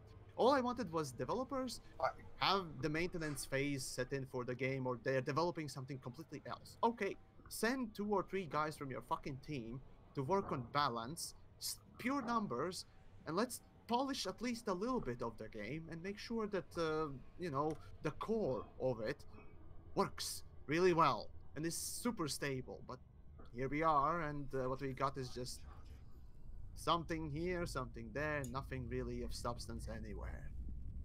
And that would be your truly presentation. Barax, what's your take? Personally, there's really not a whole lot of things in the Beyond series that really kind of tickle my pickle, so to speak. About the most commonly used thing for me that's come out of Beyond is the shot cannon. So that's really going to be about my favorite thing out of the whole 9 yards. Yeah, I've not even really. I love the shot cannons. Those things are fun. Okay. Didn't see that one coming, but okay. Yeah. Are you kidding? One of my favorite things to do, like, this is just kind of a stream specific thing for me, but I have a Viper that has 2 medium shot cannons and 2 pulse lasers on it. And I will, with my streams, sometimes do bonus streams where I start taking vodka shots and take the Viper into the Haz-Res and go ham with it and see what kind of nonsense I can pull off. And by God, even completely plastered, that thing is killing things that it should not. Because of those. Using the gimbal or the fixed? I use fixed. Yeah, you have to. The jitter on the gimbaled one is just atrocious. Well, yeah, the gimbals, they suck. But yeah, you fire it like 3 times, and all of a sudden the jitter is like 10 degrees or something. It is bonkers. If you fire it slow, it's not too bad. Yeah. But yeah, if you pow pow pow pow pow, it's just like it's like a cyto scrambler with rapid fire, right? Yeah, basically. But yeah, that's one of the fun things that I do. I immensely enjoy it. It sounds like nonsense because it is nonsense, but it's what I do. It's nonsense. Nature its own. Exactly. So. Yeah, that's about it. I've not done one single wing mission or anything this entire time, so I can't really speak to anything. You should, if you need some credits, ping me later. We've been making a couple $100 million an hour doing them. Well, in one specific area, probably. Of course, you can't tell Down to Earth or Yamix the system I'm going to give you. Oh, I'll find it. The only requirement. Only requirement. Once I have the time, I think I know what you're talking about already. No, fuck it. I will confirm or deny nothing. Ant, what's your take? What's your favorite? Yeah, so for me, the best thing, the biggest thing for Elite right from the start has always been the galaxy itself. that's just the sheer scale of it and the sheer, I guess you could say, variety. When you've travelled around enough, things do start to look the same, but when you get to different areas, you get different combinations of things, and that kind of went downhill in season 2 with the beige planets and all the rest of it. So the best thing for me, really, out of the Beyond season so far was when they fixed and improved the planetary surfaces and the planetary colours and the lighting down there. Yeah, that was And, actually pretty good, right? I kind of forgot about that. So that was the only thing that I have no complaints about. Yeah, it was All I want is just more of it. There you go. yeah, definitely more of that. Made it. Oh, just brought back the sense of wonder and the sense of scale of everything again. After everything going beige, now back in season 2, there was a lot of, especially the early part of season 2, there was a lot of fantastic planets out there. I don't think we've got quite back to that kind of scale and variety again, but we're 100 times better than where we were in the mid to later parts of season 2. And I've also liked everything that's added to that sense of a, I don't want to say living galaxy, but the galaxy that's out there. But that's all the different assets that have been added. We got more recently with patch 3.2, there was the Guardian beacons, and Which are awesome. it's unfortunate that there's not a huge amount of gameplay around them. Oh, I think agree with that. really- Yeah. but It's 5 minutes and that's it, basically. that's it. right? But they're so wonderfully designed and so It's an awesome 5 minutes, right? yeah, it's fantastic.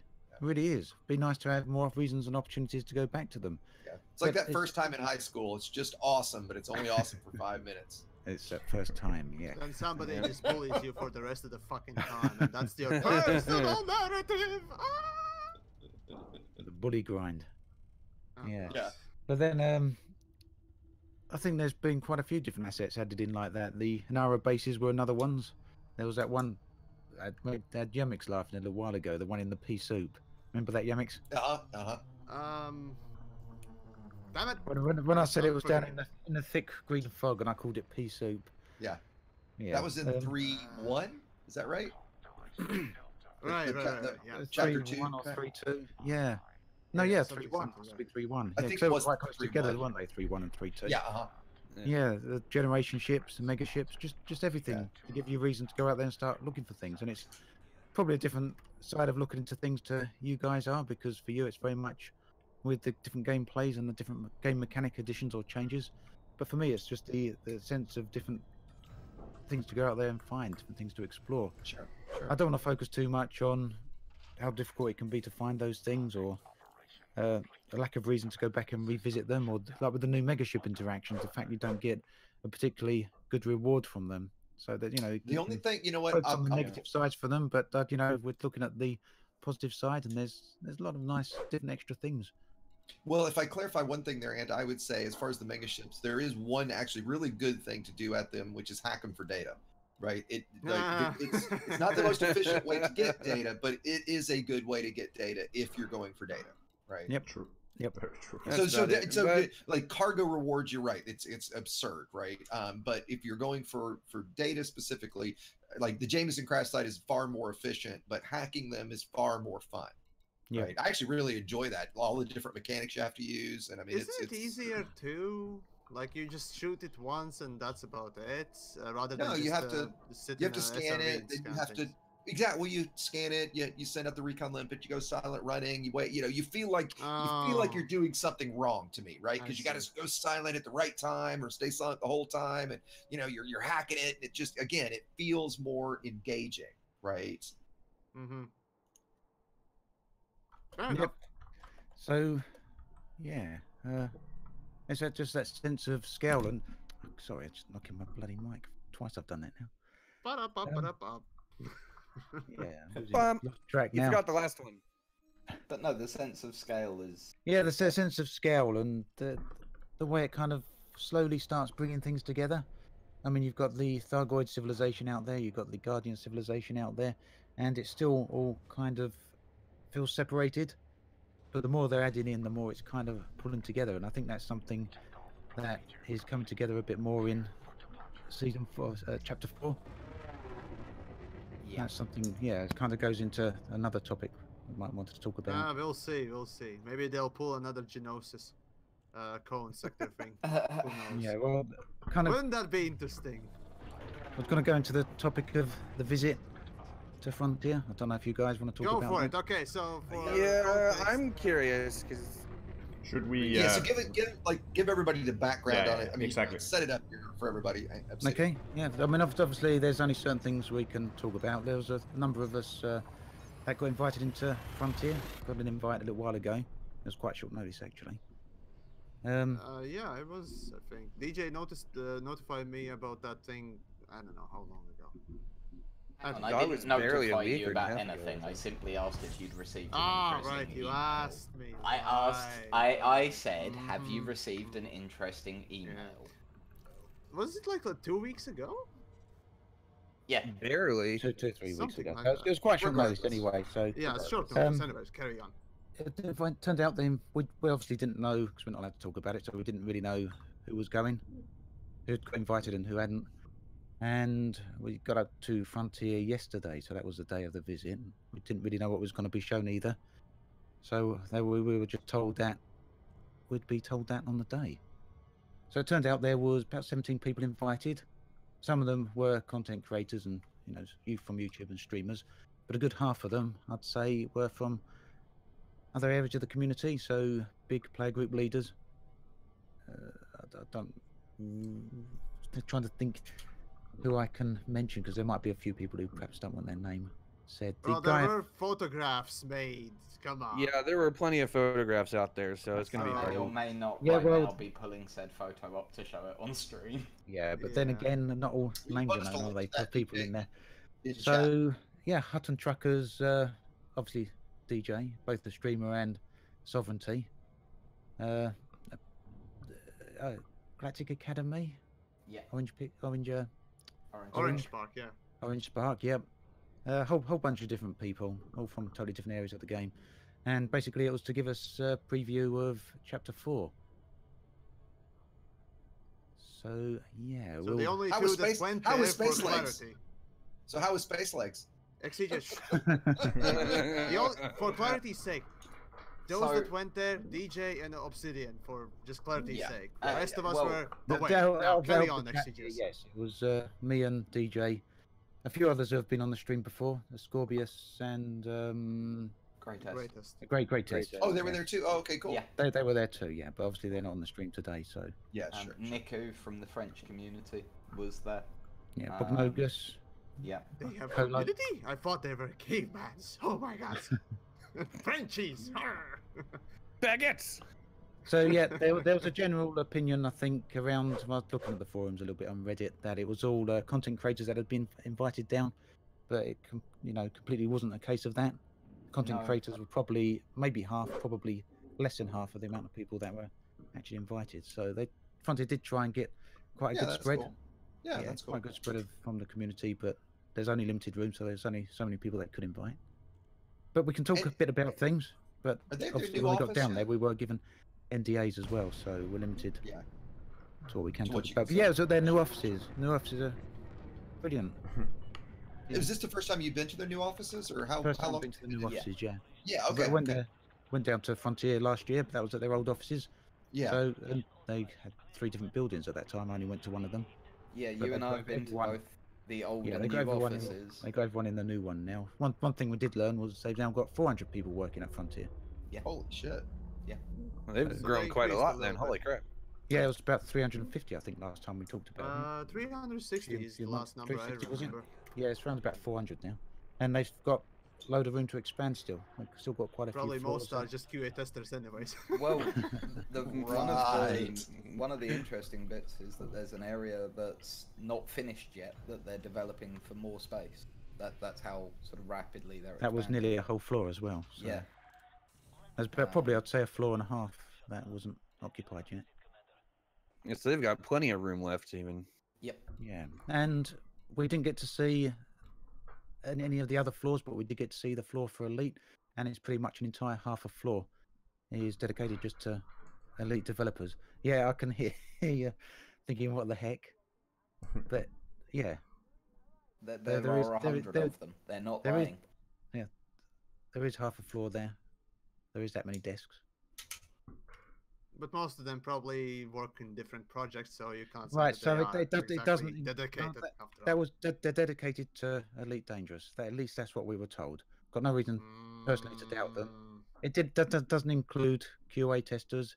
It doesn't Of include. course, QA testers are just Yeah, it doesn't include versatile and community team. disposable sometimes, Yep. unfortunately. But yeah, that wasn't purely people who work HR. on Elite Dangerous. No, not Yeah. HR. Nothing like that. Which is what some people have been suspecting or expecting.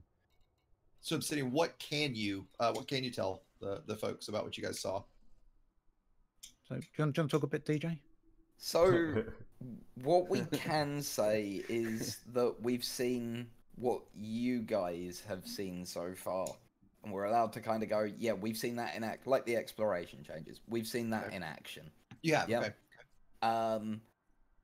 The exploration changes are wonderful.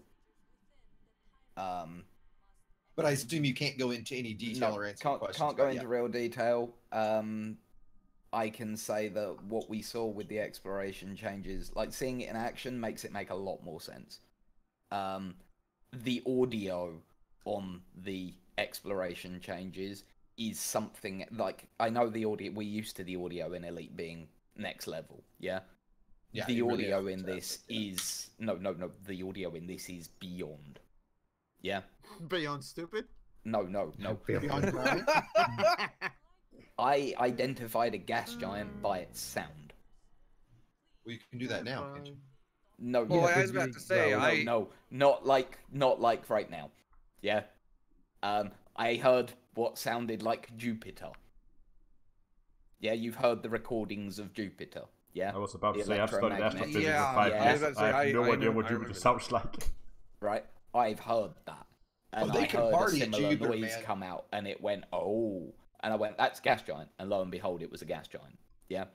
Yeah. The They- audio in obviously this is they haven't beyond. showed everything yet for Chapter 4.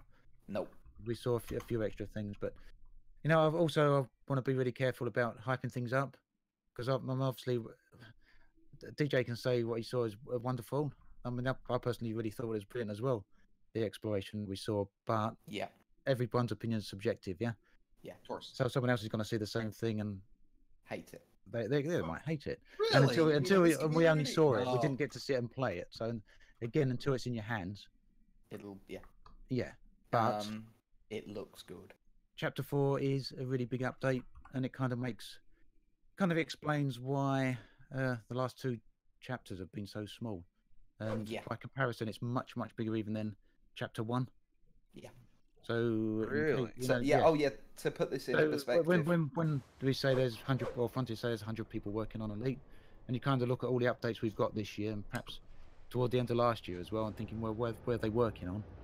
It looks like they've all been working on Chapter 4. And mean- when you look at to put this into perspective, sorry, the presentation we were given wasn't going stupidly in depth on each thing, and it lasted 6 hours.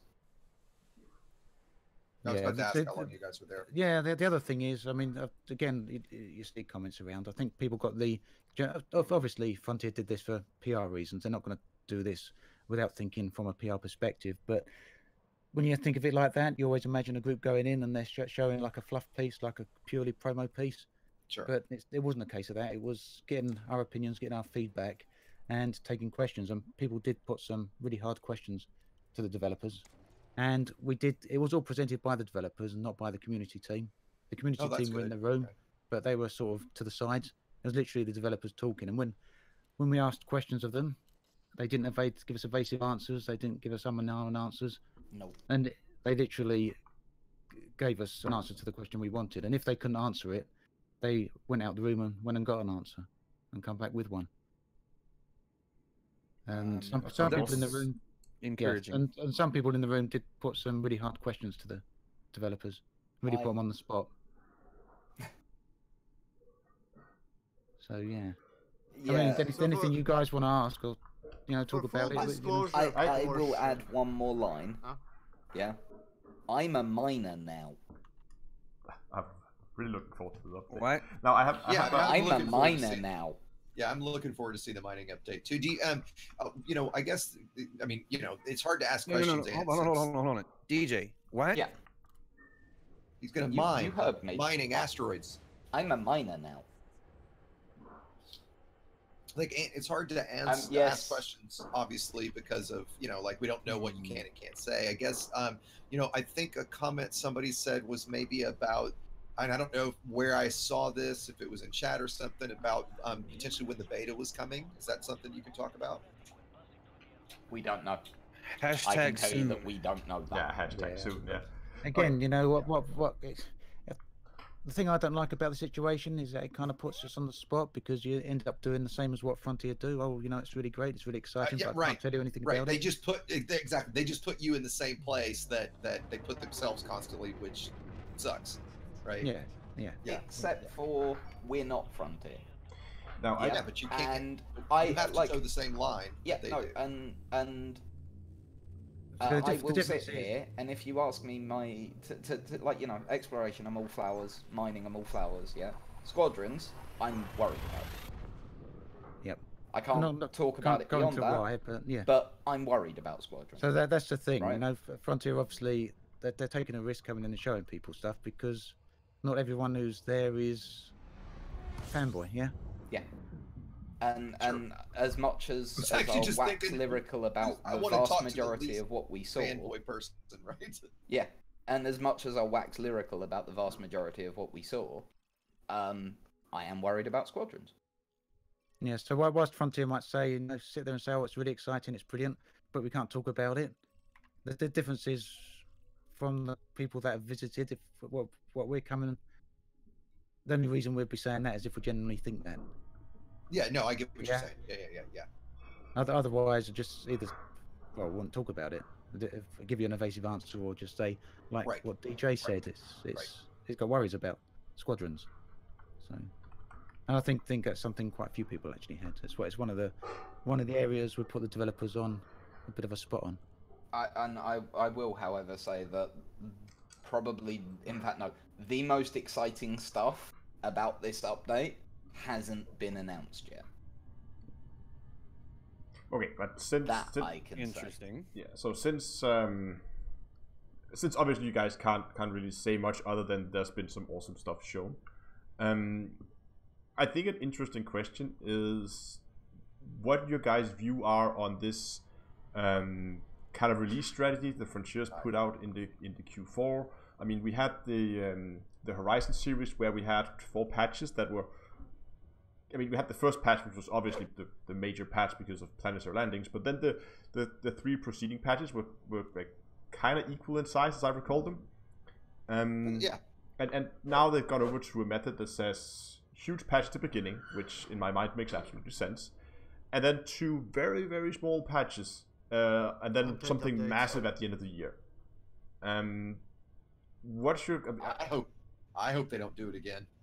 Yeah. Okay. So my point of view on it is well, if that's going to be a common thing, which it can't be, because if they're going to do that next year, that means that the next patch, which will be expecting to be 4.0 patch, is also going to be a massive one. They don't really have had the time, unless that's going to be something that's going to launch at the end of next year.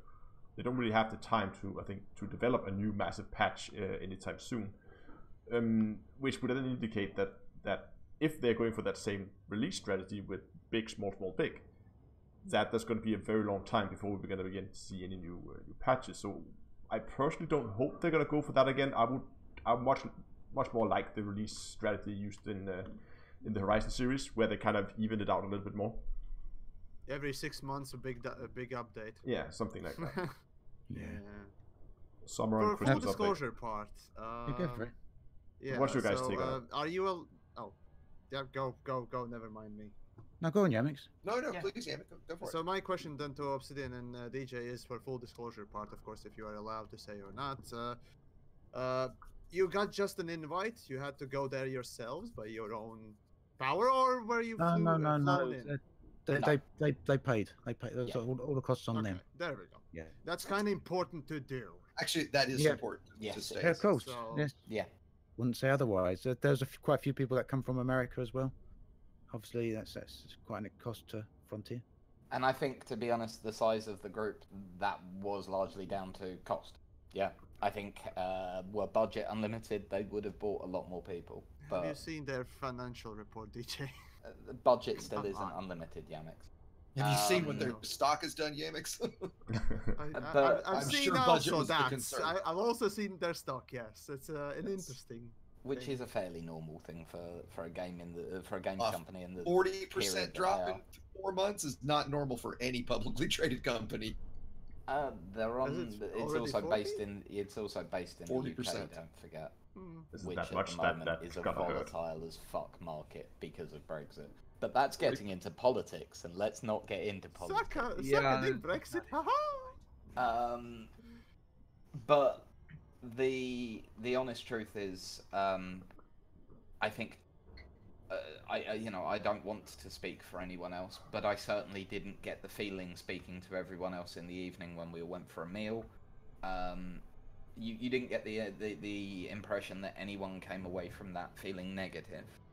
In fact, Bog has tweeted this evening that he feels utterly reinvigorated with the game because of it. Well, In sure. the near I mean, future, they're going to be revealing the stuff that it's not going to be long until you guys see what we saw, right? And it'll be wonderful to be able to talk about it as it's released. And trust me, there is so many things that are coming that is so exciting. Oh Jesus fucking Christ! That You name. said the word. Oh, The word. I'm sorry, it's true. It's true. Do we have Frontier on stream all of a sudden? Yes. No. We have Well, exciting updates to the personal I'm gonna get out narrative. my Wow. bingo sheet, Wow. the drinking It's game. exciting. Let's No, get but- going. But no, I think seriously. I'm done with the stream for today, everybody. It's been nice.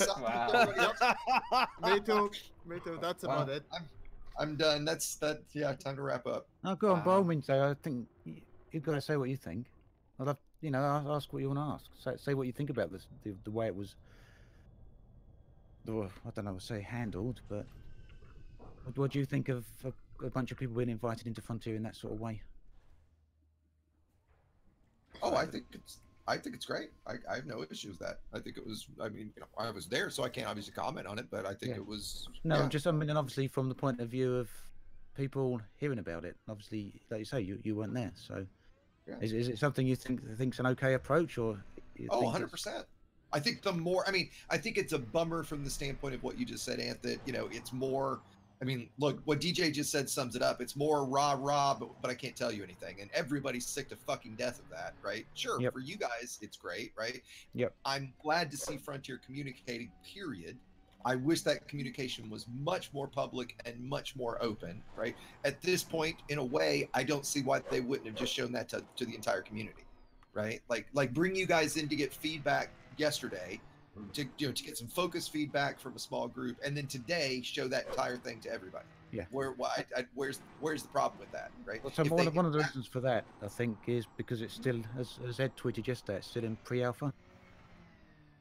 Well, sure. Yeah, And so that's fair enough. obviously it changes. We're all adults. We all know how gaming works. Yeah, right? Get no, the feedback I from agree you with guys. that. They could still show Communicate anyway. with everybody. Right, exactly. Communicate with all of us, right? The problem is, you say we're all adults, but the truth is, it's the internet.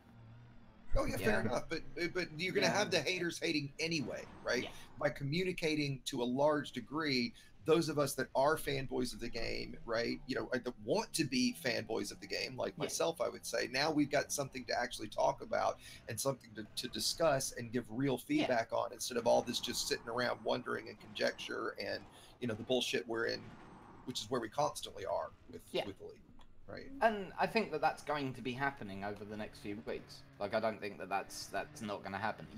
To be honest with you, they But it's wouldn't always release the next everything. few weeks. Look, It's no, always. but it's not. Yeah, right. This is actually the next few weeks. Yeah. There's DJ, patches. for the last 4 years, it's been the next few weeks. Like 2 months ago, it was the next few weeks. There's always This something patch better will come coming, out, right? It's not like they haven't been You're releasing missing my point. patches. I'm This. stopping beating my head against the wall. What do you mean then? I've said They're multiple going times, to release they're this constantly- information. Every time they talk about something, it's always something is coming, right? We get 90% something's coming and 10% here it is, right? And this is just and again, I'm glad they did this with you guys, right? But it's another The game is like an example of impotent something male. more is coming, Something is right? always coming. Yeah. I'm glad you and I had the same thought there. Yamix has to take it to there. Nicely Oh, done. hey, you know.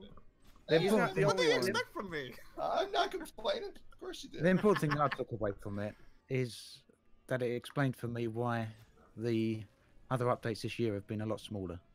Yeah. Yeah, that's the biggest thing I took Yeah. away from it. Yeah, it suddenly made sense to me. Yeah, okay. Yeah. That's great to hear. Yeah. I mean, there really wouldn't have been any other reason for those updates to be so small unless the last one was going to be a whopper. And to be fair to them, they did point that out in their roadmap last year. Oh yeah, they always Yeah, did say but that it's just- chapter 4 was even going to be still, the when you- biggest one out of all When of you it. still see Yeah. some of the stuff, DJ, it's still I can understand why people look at like chapter 3, for example, and think, well, what the heck is this? Yeah, right. That makes no sense. Yeah, It almost So feels like a weekly it does, patch it does rather make than sense a when you look yeah. at it in hindsight. Yeah. I mean, And- but I do agree with your point as well, Exegius, because from that point of view, you're always waiting through the whole year for the next thing to happen, and it just seems like it's never happening. Yeah. And then I when, mean, when it does happen, you get chapter 3. Right. I You're mean, like, somebody in my what's chat just this? posted, the thing is, we're way past quote unquote something soon, right? Like it's been way too long for something soon. Yeah, we're to the, it really now probably is something soon, and soon is probably actually This is soon. But we've heard it Technically, for this is so the damn fifth long. financial Sick, year. right? 5th financial year of Elite Dangerous. Just to point that out. Right. So, I wouldn't normally go to chat, but Prime9, who is Mark Allen from FDev, Hey. as we're on full disclosure, has just said, from having seen gaming communities from both sides, I think it's pretty common that the most hardcore fans get a lot more something's coming than something's here. You're the guys who see every message. The majority of fans only pay attention to a relatively thin slice, and PR never wants them to miss the message. And that, I think, is a valid point. I'm not... That's actually a fair point, yeah. Yeah, that I think that is... I'll give them that. I think it is too, but I think in this case, Frontier takes that to the incredible extreme, to the point that your average player is also feeling the something soon problem. But can I finish this up with... Sure. I think when, having seen everything, I will look back at Beyond as a whole, not its release strategy necessarily, but Beyond as a whole, I will look at entirely happily. I mean, You how better do you bring guys- out something interesting, because as far as it is, it looks really, really lackluster, even for the releases in the past. So, I mean, how did you guys feel about Horizons in hindsight compared to how you felt about it as it was being released? Yeah. If you look at Horizons as a collective.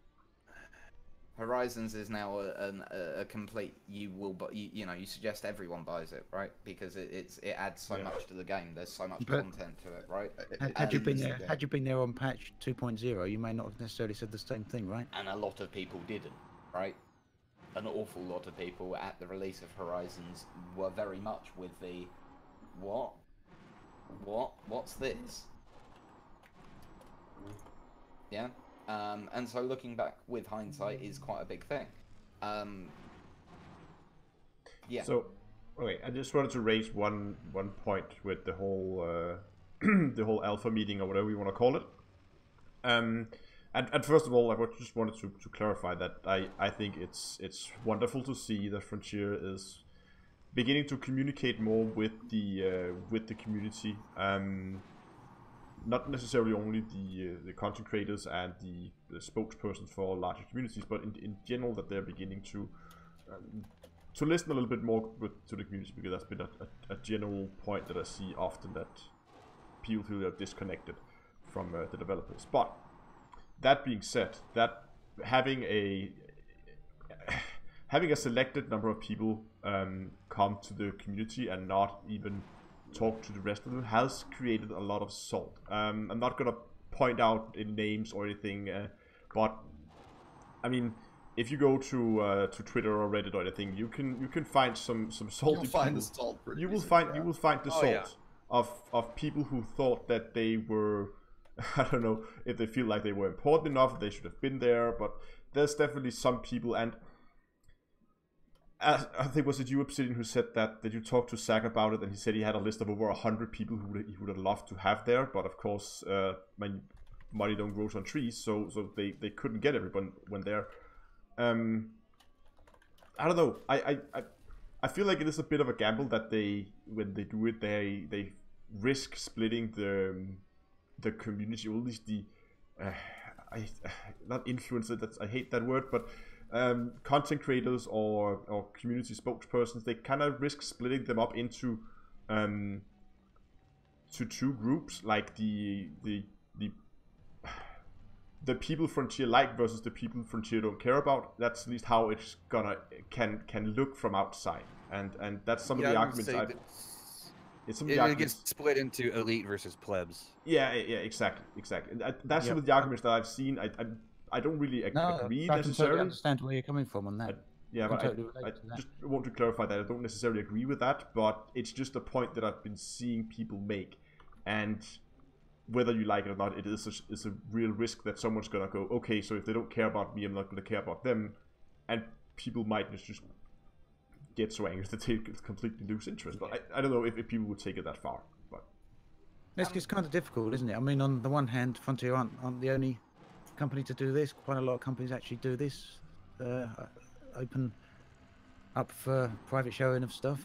I think Warframe did it as well quite recently, didn't they? Around about the same time as TennoCon. I don't know if it was actually the same day as TennoCon. That's their convention for Warframe, but I know they invited a group of people into their offices. It's certainly not unusual, but yeah, I do take that point.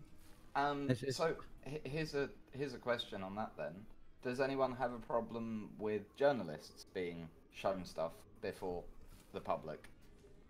I don't have a problem with anybody being shown stuff. No. You see my point though, yeah?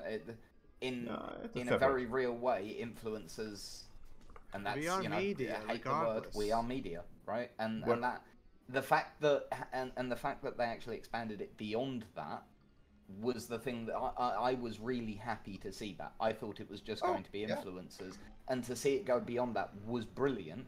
It's obvious they would have loved to have brought a huge number more people, but you know, it's the real world. There's only so much monies, and in reality,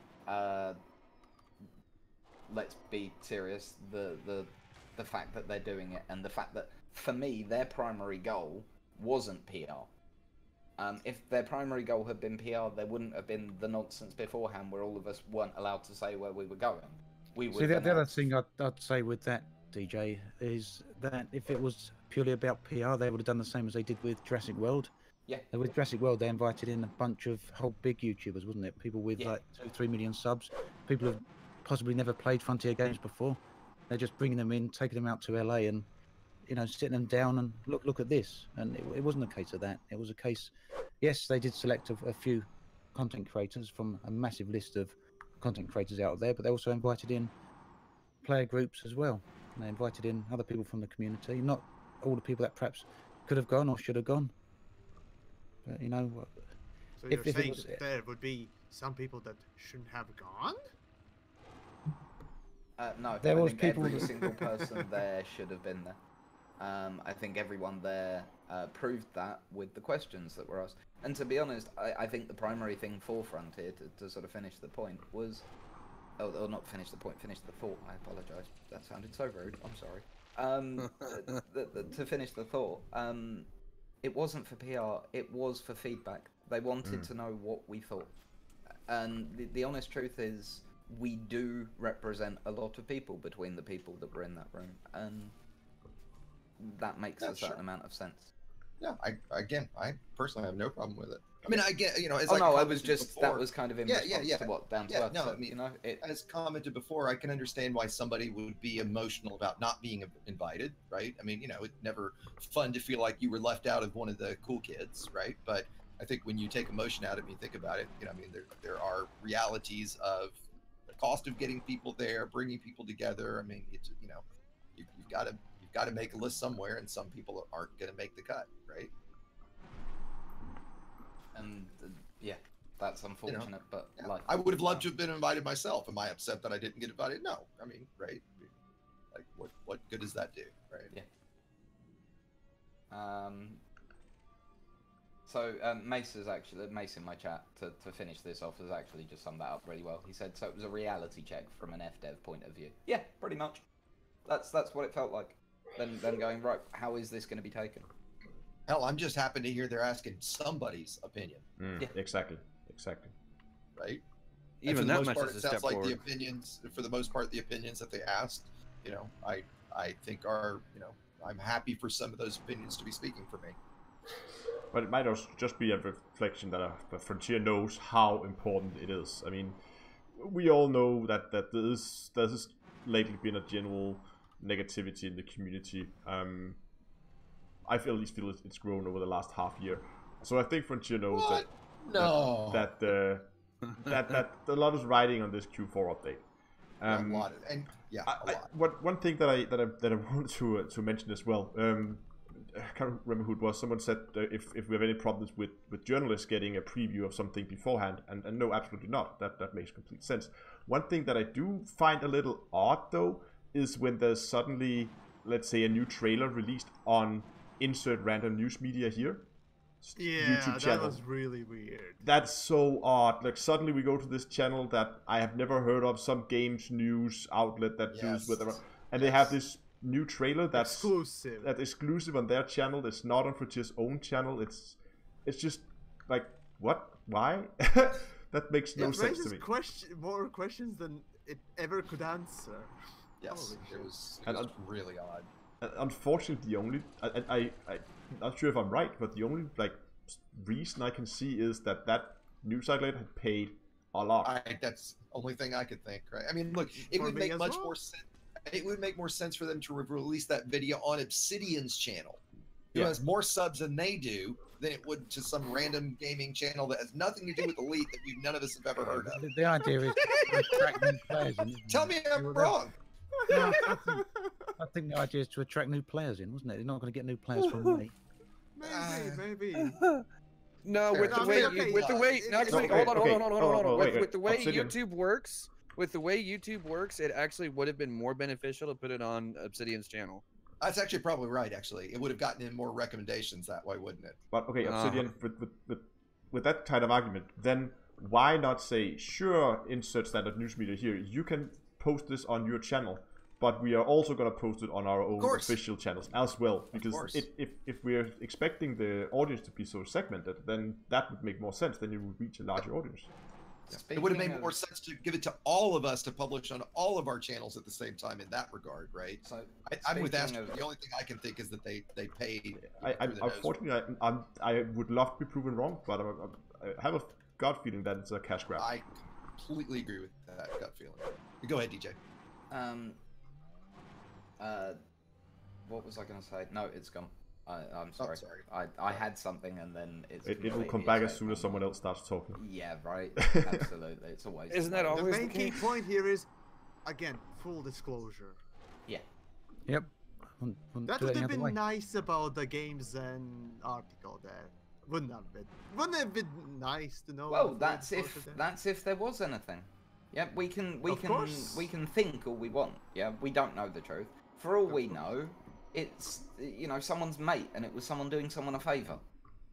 Yeah, God knows, right? The honest truth is we don't know why, Frontier generally are fairly upfront about things. Let's be honest. Your question again. Yeah, but he's just questioning quite a bit, isn't hey, the speculation will always fill a void, right? Oh, of course. Oh yeah. How hard would it have been to fill that void? All right, we've got Yamix talking about filling voids. We need to. Wow. Well, I was about to say, how big's that schlong? Because you're gonna need a good one. We need to move on. No, Yamix is tuckered out already. Do we have any topics? Yeah, go. No, I was gonna set you up, Astro. We already are past the 2 hour Do you want to take us out? Yeah. Why don't you take us out, Astro? Okay. So I hope that most of you guys who were, well, they're still around, you probably enjoyed at least some of it. and found it interesting. And I think, as always, if people have suggestions for topic they want to hear, they're more than welcome to post to, well, whatever Twitters, Twitters, or should okay, now random question. Should we start some kind of like elite roundtable, or ask something like a hashtag, so people could ask questions with that hashtag on Twitter? That's a good idea. Yeah, hashtag. You guys forced me to fucking use Twitter. We might as well get something good out of it. So what are we using? Like elite roundtable or ED roundtable or? I like ED roundtable. Creators roundtable. Just how about that? Creators no, do ED roundtable. I like ED roundtable. Creators roundtable is too long. It's probably taken already. ED roundtable is better. And Right, also, before we do wrap up, that you've just triggered my memory of something. Someone did a huge long forum post based on something we were discussing the other week. I don't know if anyone can remember who it was, but thank you. We love that people are listening. Right. That was the crime and punishment thing. Yeah, the crime and punishment. I remember that. Yeah. Oh fuck! I forgot his name. Damn it! I did as well. Well, somebody find it. human. I didn't see it. Somebody share if you guys see it later. It was here in the Discord somewhere. I shared it. Okay. Give me a sec. Scrolling up. People are suggesting hashtag EDRT. Oh, EDRT's good. Sure. That's probably not used. Here you go. I got it. E-Wanderer. You fuck. Yeah. I win. Damn it, DJ. Damn it.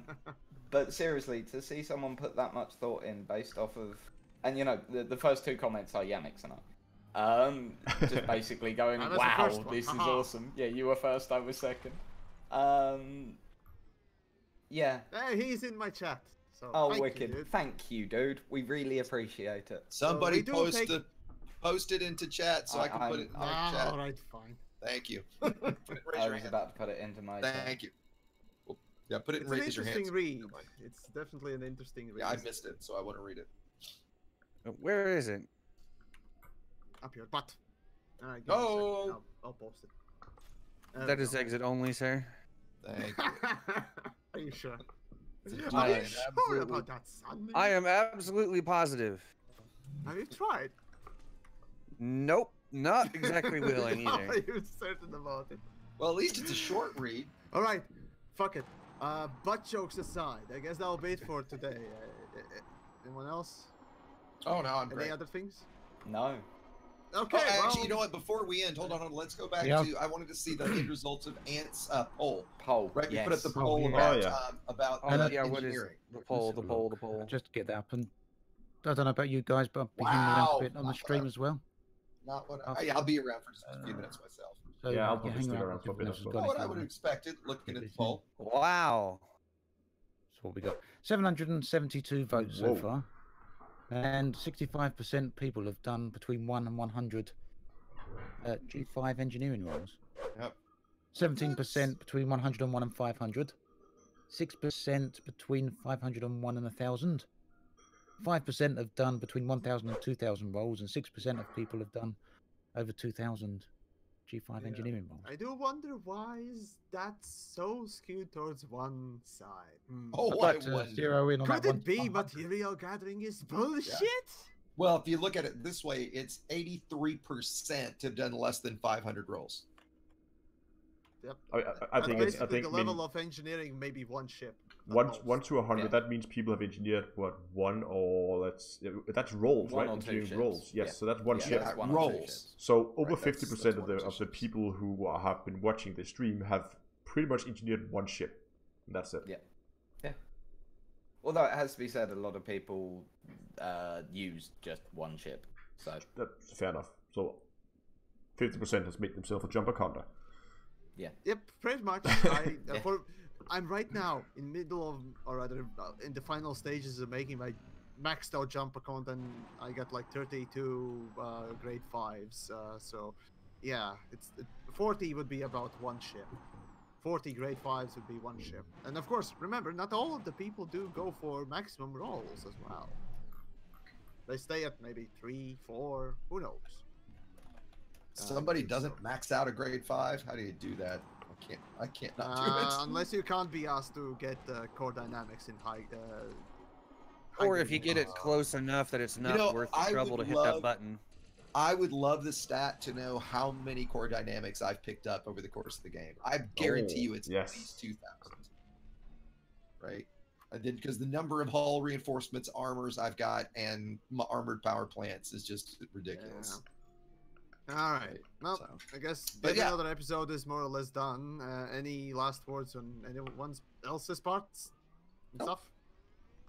I'm good. No, do you want to very quickly talk about the 2021 thing? I keep getting people ask. Oh, Otherwise, yeah. I'll just talk Oh. about that afterwards. Up to you guys. Oh, If you wanna hang bring it around up. a bit Yeah, we longer. can leave that Yeah. for another day.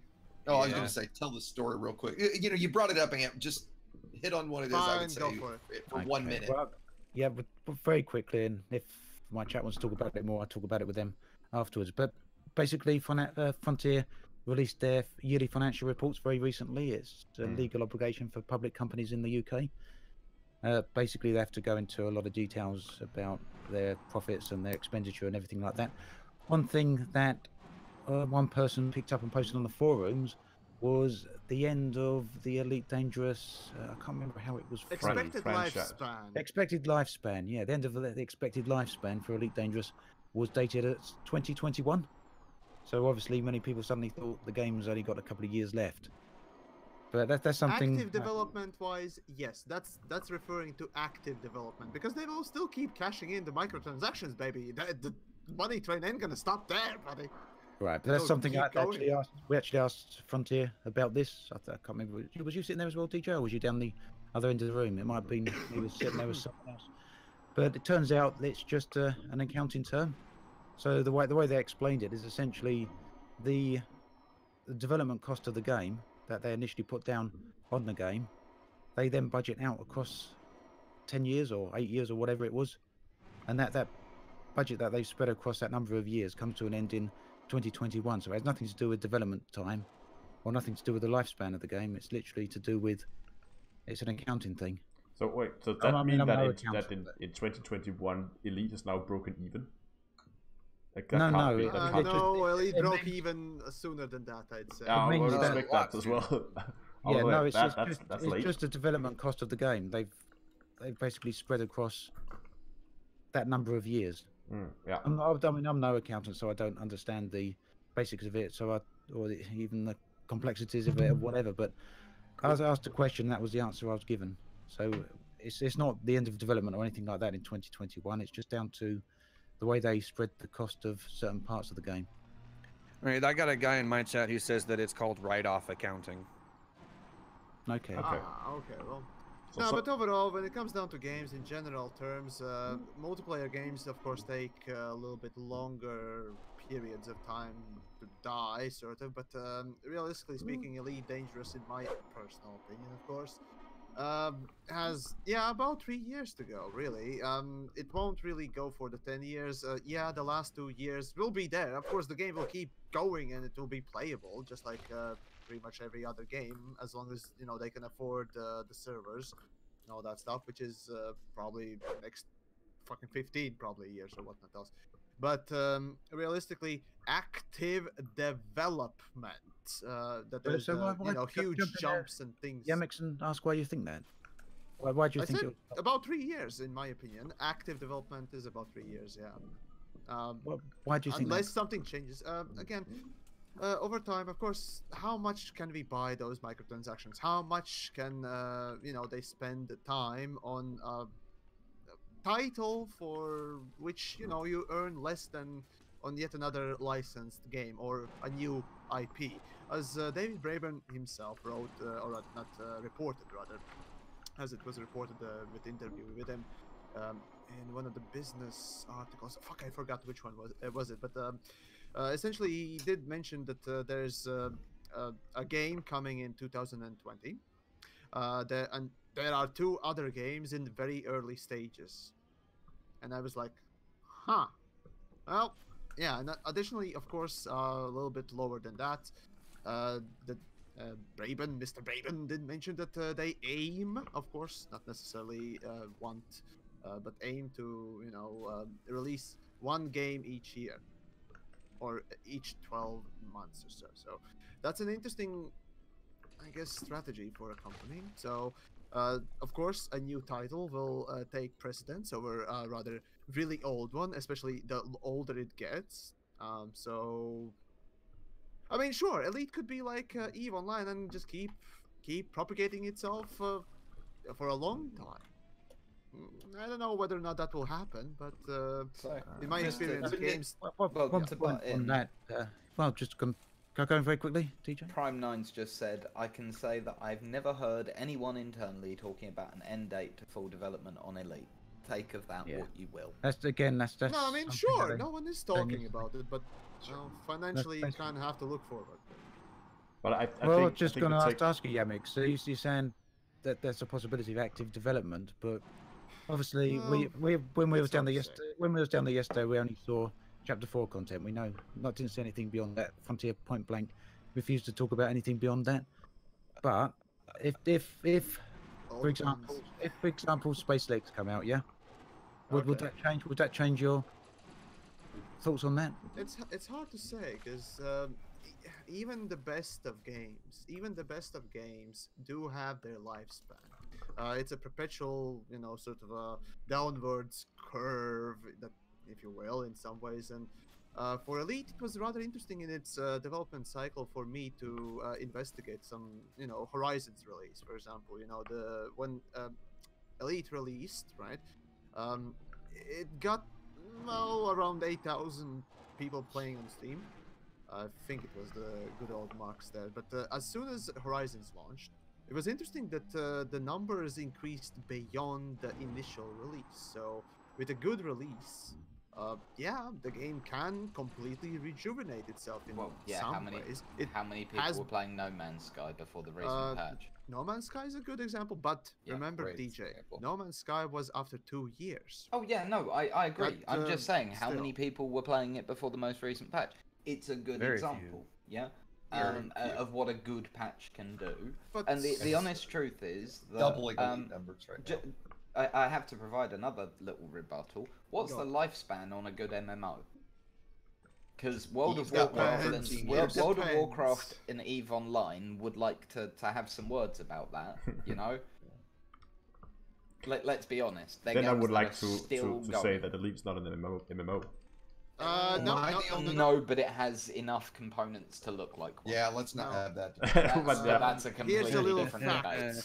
Please. Folks, I read the financial report in parts, and yes, the Frontier considers the game as massively multiplayer. It was written in there, so Right. there you go. So Am I there's the no only one that ands or buts about it. Am I the only one that dreams about a day when Elite, when they release Elite as open source and the community can have at it? No. Like 10 years from now, 15 years from now, wouldn't that be amazing? Modding in Elite. Isn't there? Oh God! No, hold on. Isn't there a post or something from David Braben a while back that said that when the Elite servers go down, the code to Elite would be released for people to, run their own crap if they so wanted That's to? true. That's fantastic. That's a day to look forward to. I recall It's in that being a his- thing, but I don't It's the remember kind of where. thing he, like, from everything else he said, it's the kind of thing he'd do. Let's be I honest. believe that. Actually, yeah. Yep. Anyway, we were bringing this to an end, and then we kept going. Let's wrap So, up. So yeah, I ranted on. Sorry, folks. It's okay. So it's on me. It's on me. Hey, I Glad we timed have you today. Your explored first rant wasn't until 46 minutes in. holy Really? shit! Yeah, your Oh, first damn. good one. That's You had a some few kind mini of ones. Longest thi- ever. that's some kind of This new is what you record. get when I'm depressed, sort of. So yay. Oh, it feels bad. Yeah. No depressed Oh. Yamix. Anyways, I guess you guys enjoyed the Fridays stream and all that stuff. And anyone else wants to finish this out? Or No, go for it. no one's speaking for up. it. God damn it. Okay, fine. So today, we were joined with DJ Trusayer, Hi, thank you very much. Down to Earth Astronomy, Thanks for having me. Exegius, Fly dangerously. Obsidian Ant, Thank you. and Peroxin. Hey. Yeah, and I've been yours truly, Hemix, who ranted too much and all that stuff. So sorry, folks. I guess today's episode kind of went in too long. Anyways, hopefully you enjoyed and enjoy your Friday. We're out. Okay, catch you later. So, See See you you guys. guys later. See you guys. Bye. And we are off the air. Okay, well, at least off the roundtable roundtable talk. I'm probably gonna stick around for just a little bit. I should really have picked another planet for this. I should have taken an ice planet, but it turns out to be okay. Yeah, okay, so there's been a lot of comments in chat, as I said at the beginning of the stream. Sorry if I'm not paying too much attention to chat, but the whole nature of these roundtables, we try to take in comments when whenever it fits in. But some people were commenting, I noticed earlier, about my my SRV flying skills. Apparently, it's just become a habit when I'm driving around picking up materials, that instead of just driving up to a rock and shooting it, I always try to shoot it from the air. It's just a lot more fun, but a little bit more challenging. But anyway, I don't do these roundtables often enough, but it's normally because the spot for me is not the best. But I managed to make it work today, and I got quite far on that crate. So how are we with 29? And this is for the PAs, right? Let me have a look. I think I actually never really showed you guys the build that I'm doing here, so maybe I should actually do that. If I can find it. Please tell me I didn't close that window. Here it is. Woo! Thought I did a goof there. Let me just real quick get this over so you guys can see the build that we're doing. Here it is. Zoom in maybe. Whoop. So it's basically a it's a medium. I just wanted to build a medium combat ship, so I thought, well, great. I really like the ship, so I wanted to do something a little different. I wanted to try to play into the ship's maneuverability, which is why I've gone for my main weapon as fixed weapons.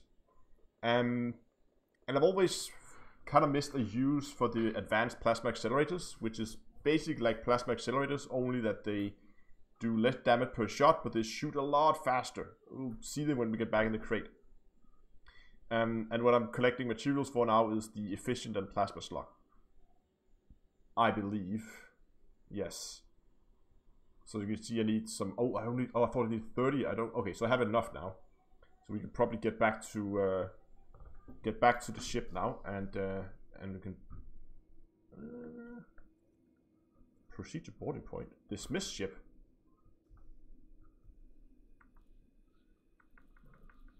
No. S says, I was still getting screwed on capital. Yes, capital ships or fleet carriers are not going to be part of this update. But as it clearly was stated by DJ and Obsidian, that there is that what they consider the biggest part of the new update apparently haven't been released to the public yet. So there is something else, and Frontier did also say in the post when they announced that the fleet carriers were going to be removed from the Q4 update, that they were adding some other gameplay that they were not ready to reveal yet. So it seems like this was something they figured out, that okay, we're not going to be able to finish fleet carriers, but we have this other thing we could maybe pull in from that was planned for future, so they may be pulling that in and doing that early. It seems like that, and yeah, I don't want to speculate too much. Of course, I'm allowed to speculate because I don't know anything. I weren't part of the event, but basically, it seems like there's not going to be some... I don't think it's going to be something around... the major thing is not going to be something around squadrons. There might be some small quirks to squadrons that we haven't heard of, but I don't think the major thing is going to be something that has to do with squadrons. It's going to be something else, but what it exactly is, I don't really know. Why can I not... Oh, there we go. Now it's updated. Now I can recall my ship. Yeah, so I think I just want to try and finish the engineering on the PAs. I think I have everything I need now. If I just force an update of these stats here, update that, and then update this. That clearly didn't work. Okay. How much? I did get lots of cadmium, so that should be okay. I was about to say, where's my ship?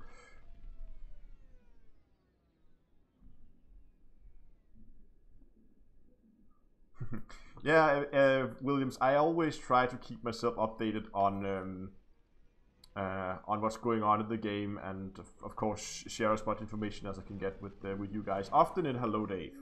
That's where I tend to put in most of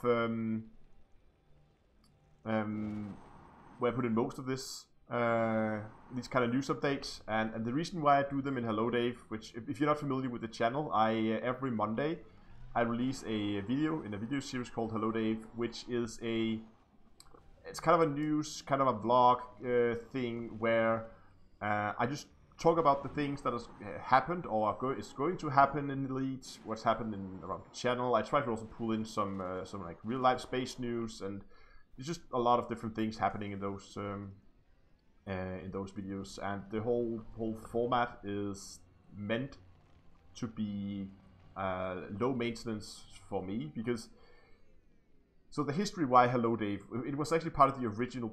Oh, please tell me I can. Oh, good, that was clear enough. It was actually part of the original idea about behind the channel, that I wanted to do something like a news vlog.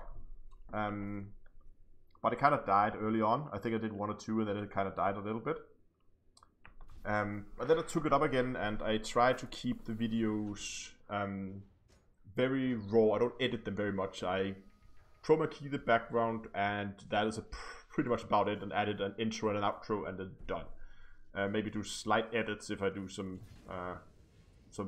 mess ups in the middle of the video, but other than that, it's very, very little edited. That's the whole point, because in the past, especially around launches, I would often try to push out all these videos about all this new information that would be released around a launch. And it will always be, I would put everything else aside so I can push that video out as fast as I can. That was just burning me out. So I just decided, well, I'm going to do it once a week, and then I know exactly when I have to do it, and I can plan ahead. That works a lot better for me. Oh yeah, people asking, where was that question? Which experimentals do the plasmas have? Let's actually go back and let's have a look at that, because that's actually a very good question. I know, but I want to explain.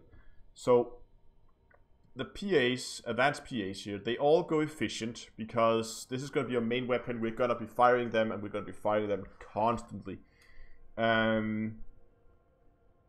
So I want them to be not completely roasting our ship, so that's why I've gone efficient. I've gone plasma slug, but I don't know. I was just looking down the list and I was thinking, is there anything here that I really want? I mean, dazzle shell, sure. Dispersal field is, well, it's okay. Target lock breaker, sure. Then a thermal conduit, but that takes out like a quarter of the damage, so that's pretty hard. We could go oversized. We do not have the power for oversized. Then flow control, well, not really needed. Multi-servo, don't really do that much with a fixed weapon, I think. Double breach is stripped out. I just didn't really find anything, so I figured, well, it is going to be a PvE ship, so plasma slug would be nice, so we can sit out there for longer. Yeah,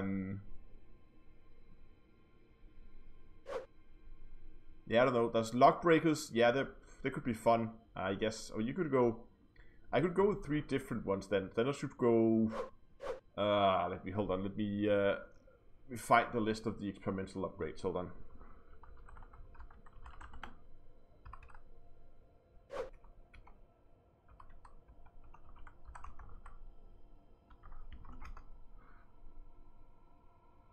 There we go. Experimental effects. Let me get you guys back on here. Don Glora said lock breakers, dispersal field, and facing. So let's find PAs. Oh, they don't have all of them here. But they do have all these fun ones, like dazzle shell, dispersal field, facing, target lock breaker, and thermal conduit was pretty hard on the damage.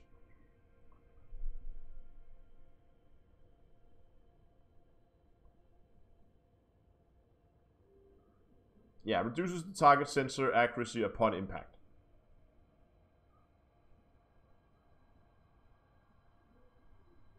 So people have a harder time getting a lock on you. Well, okay, fair enough.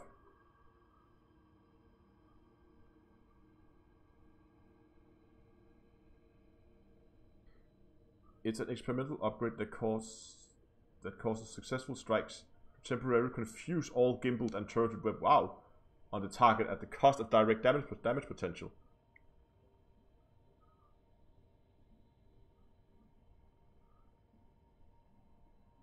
No damage of... Oh. dispersal shell is awesome. So that's basically just chaff. That could be interesting.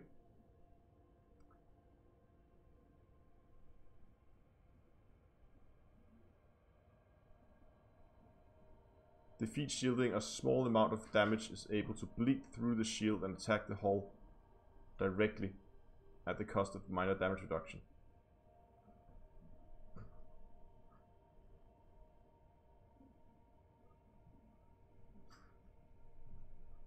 Yeah, I don't know about phasing because the amount that bleed through is so small, I think. At least since last time I tried it, but that is a long time ago, so I might have to experiment with phasing. I don't know. Target Lock Breaker is really fun. I mean, I could see myself maybe go 2 Dispersal and a Target Lock Breaker. Maybe I should try one of each. Just try the phasing here to see how much it actually does. How much it actually bleeds through. Yeah, other than really we could go Plasma Slug. Yeah, okay, Dongle, I'll look at it after the stream. But let's get back in. And now that we're here, I'll just quickly show you these weapons here. Some of them are already engineered. There we go. Some of them already have rapid fire on, but you can still try them out.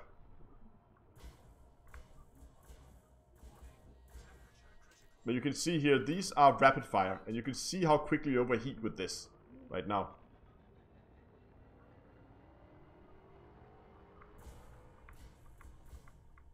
And one of them is unengineered.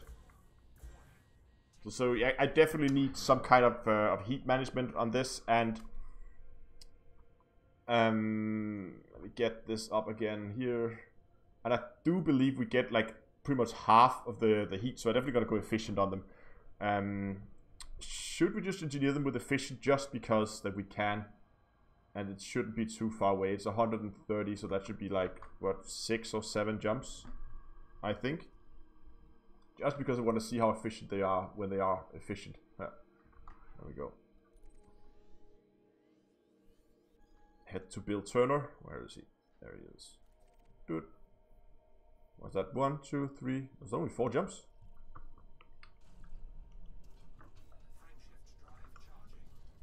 Five jumps. Okay. I wasn't super far off. And Tone says on Switch, can you imagine the open source thing? How fantastic the game. Yeah, I would. One turret. No. Okay, so the problem I have with turrets, especially on a fast ship, is that even the turrets have a hard time tracking a target when you have a fast relative speed. So when you're moving so quickly as we're gonna be in the crate, it's gonna have a difficult time trying to aim anything. So that's why I'm not gonna go turrets, turreted beams, and because it's such a huge damage loss.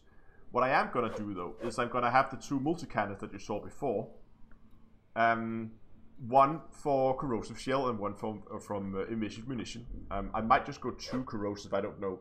I know it's a little overkill, but yeah, I'm considering going 2 corrosive. Of course, because that's gonna make our PAs a lot more efficient against hull. I mean, these have a 20 clip magazine. Yeah, a 20 round magazine.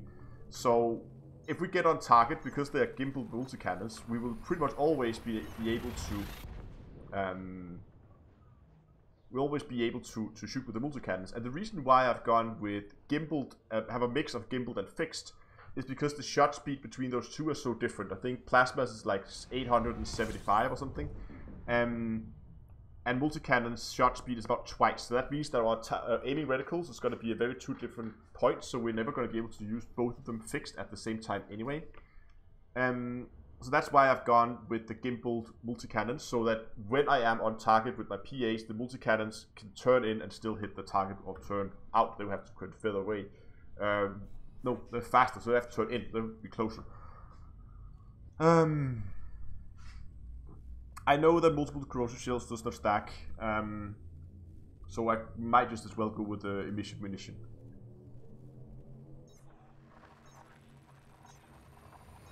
Yeah, exactly. So a turret a turret on a vet or a cutter, especially the cutter, that kind of makes sense because you're not really that maneuverable. You can have fast ships flying around you. In that case, you can go with turrets. I tried it. I'm not a huge fan of it, simply because of the lack of damage.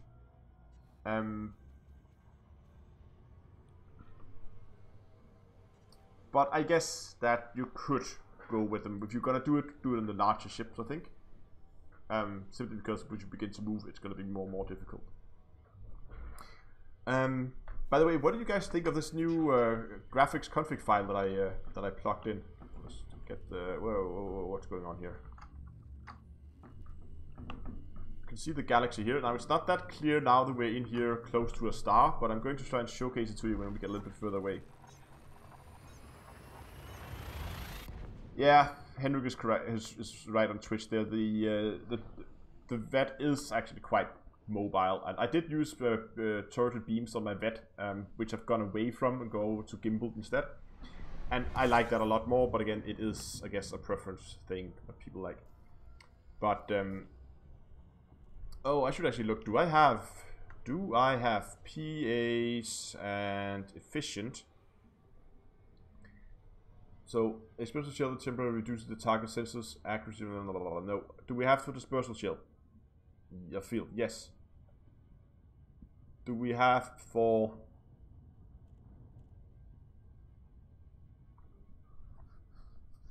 facing sequence? Yes, we do. Yes, we do. And do we have for target lock breaker? Yes, we also have that for target.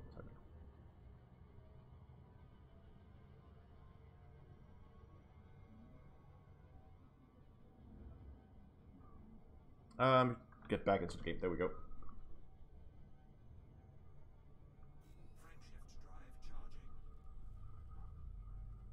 But it's gonna be interesting to see how much damage we can actually make bleed through with just one. Because if that can bleed, let's say that we can take down this shield. If we had like 3 facing sequence, how much damage do we lose using facing sequence? Plasma slug is a minus 10% to damage. Facing sequence is also minus 10%, so that's not too bad. Are we in system? Looks like we are. Oh, we're going 2000 light seconds. Yeah, light seconds out. That should be good.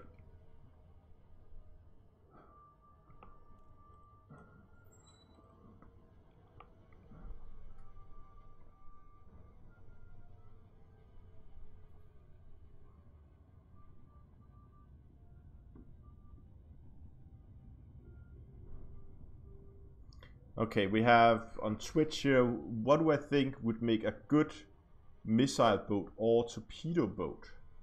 Now, torpedo boats are difficult because it's a one shot. Now, we have the large ones now.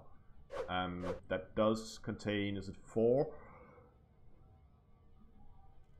But again, it's a lot to use a large slot just for 4 torpedoes. Again, if you use the reverberating cascade,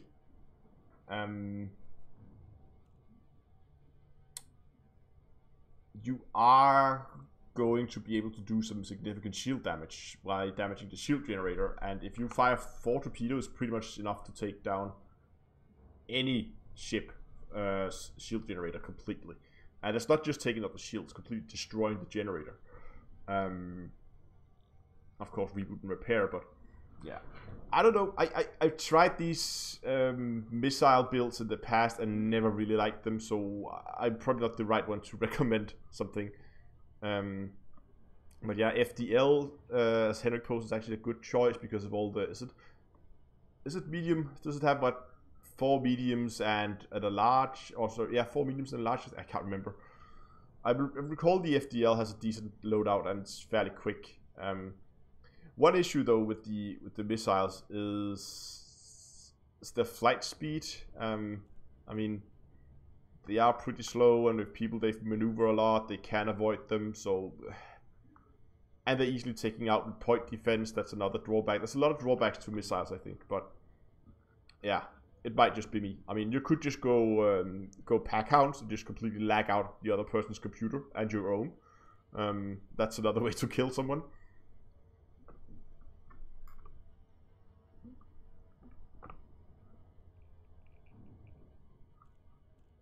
Oh yeah, I want to drop into a ring. I haven't seen the rings with this new the new graphic mod on, or graphic config file.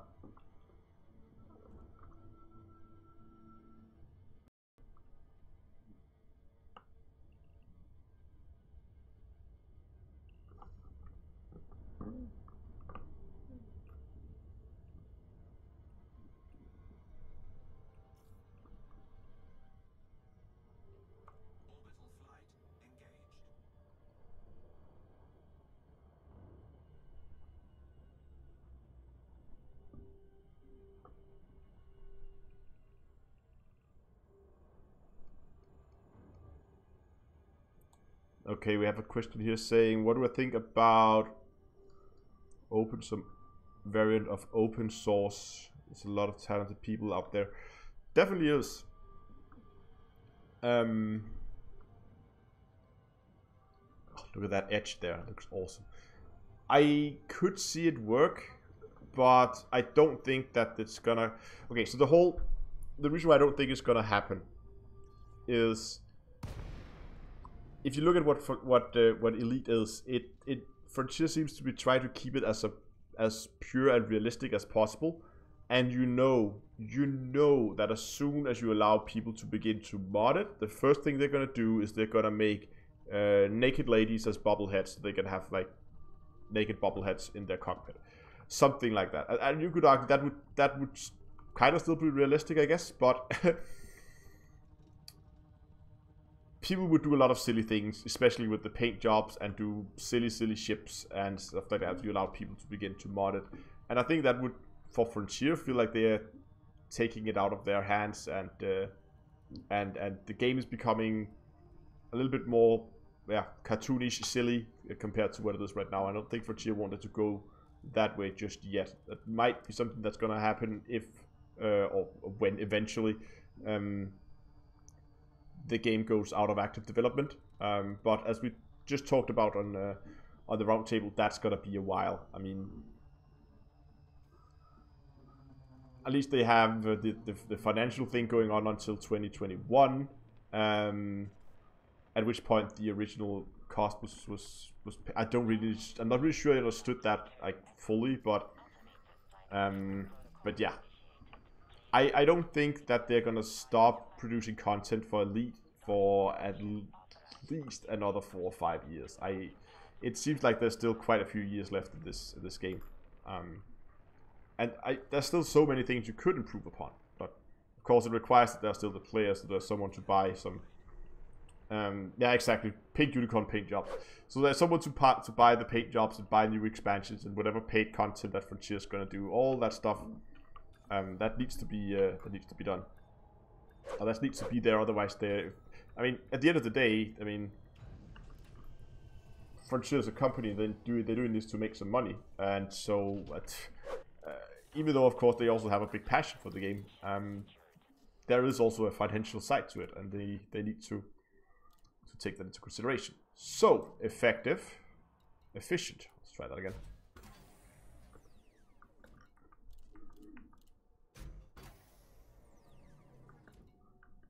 Ah, didn't get it.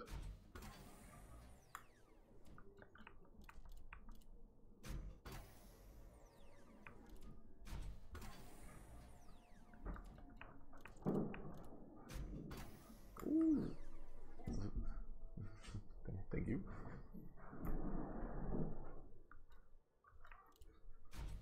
Look at that. Girlfriend made cinnamon buns. Neon cat Corvette. Oh no. Please don't.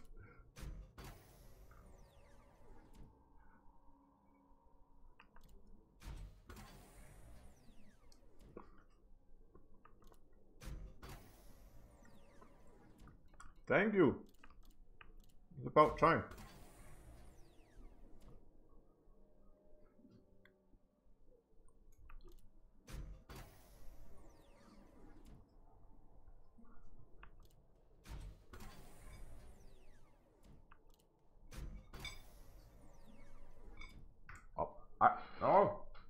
cinnamon bun on my joystick. Oh.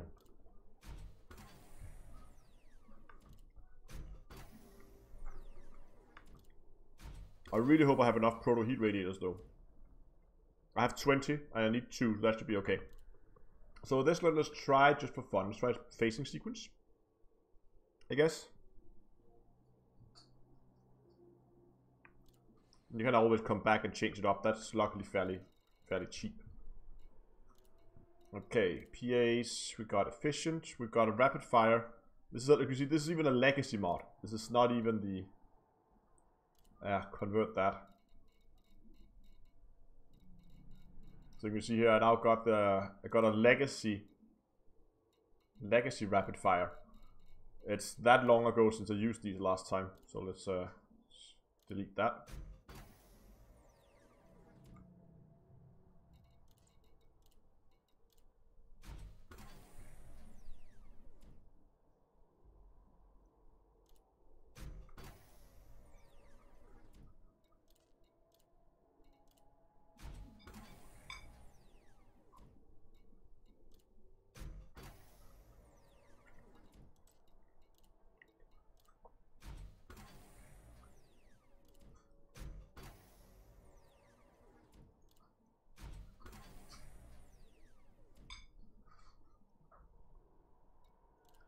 I just always end up with that almost completed grade 4 upgrade. There we go.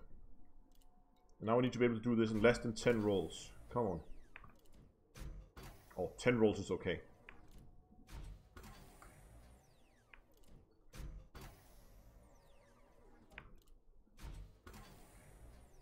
Oh yeah, getting close. Power draw is still far. We have 5 rolls left.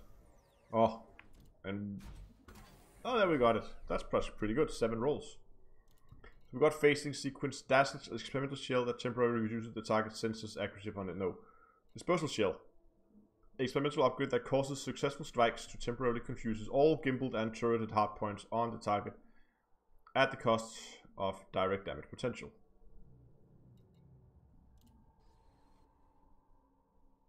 Nice. Derek, hello and welcome. So that should be that one done. Just needs the last one now. Convert, efficient, generate. Yes, I would really much like to do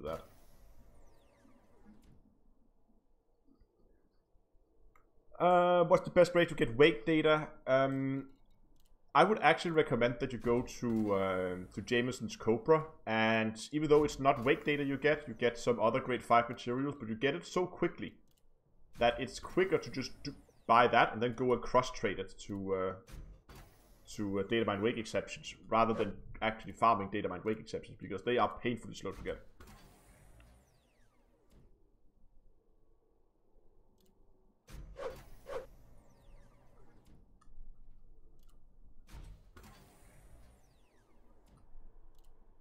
Nope, I don't need to do more of those.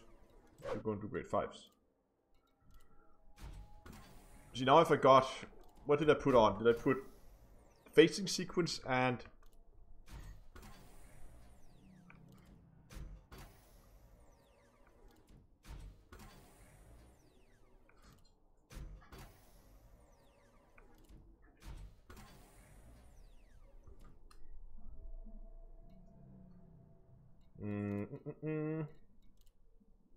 So the first one have... that one has no experimental, okay. This one have facing sequence. This one have dispersal fields.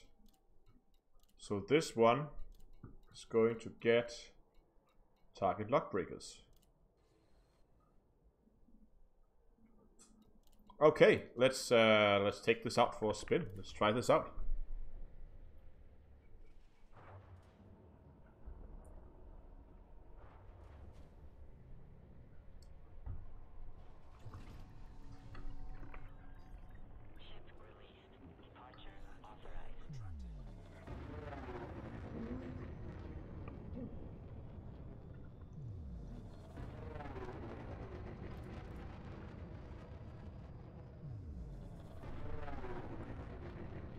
Just get clear up the no fire zone.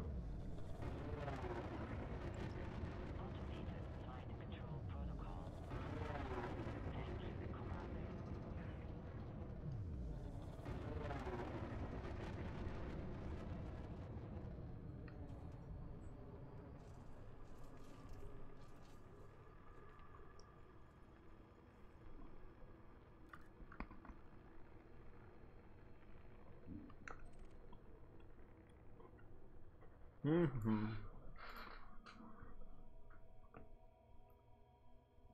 Okay, let's see what we got in terms of heat here. Look at that. I can just sit here and fire these off for days.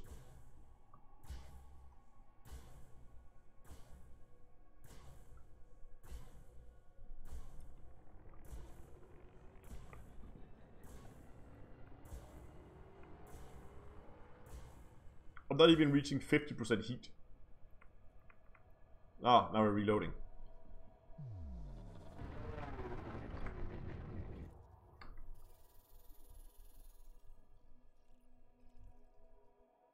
Okay, there's lots of ring planets. You know what? Let's try to jump into...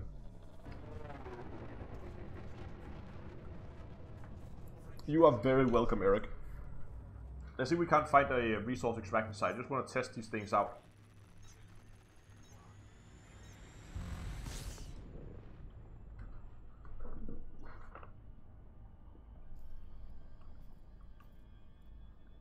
So hi, that will do.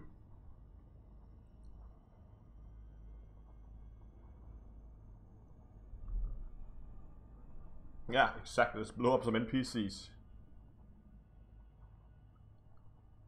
Can you get class 4 advanced PAs? No, advanced PAs only come in class 3. There's no 2s or 1s.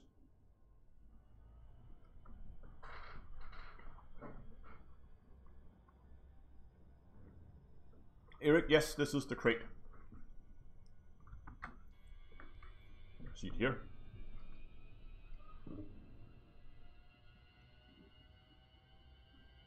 Look at that light shining over it. That's awesome.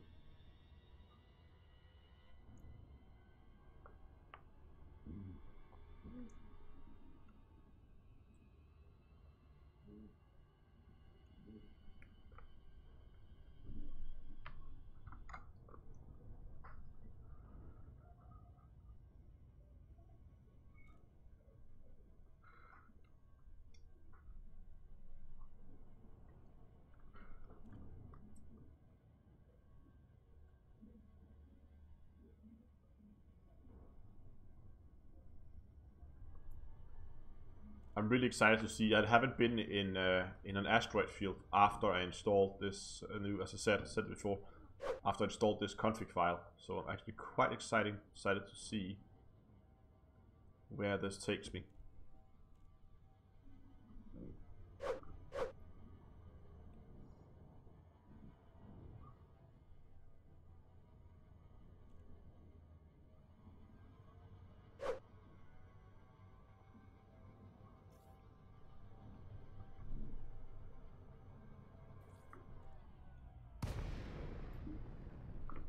Okay, looks pretty much the same, I think.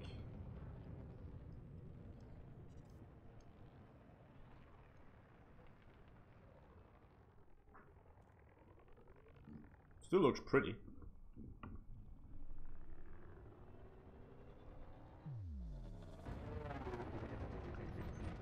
I have fairly weak sensors. I'm considering if I should upgrade those to A-rated, just so I can actually see what I'm getting at here. Okay, we have a courier here. He's small, he's fast. It's going to be difficult to hit.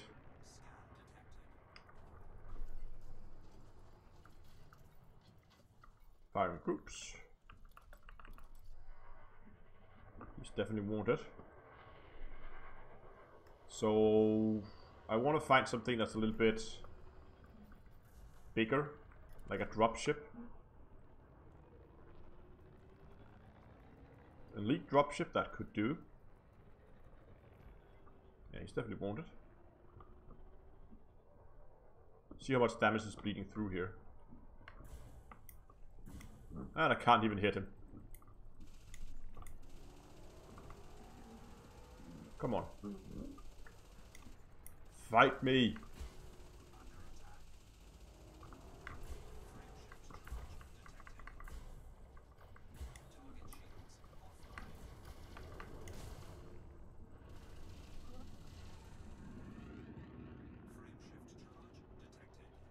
Damn it, those are effective against shields.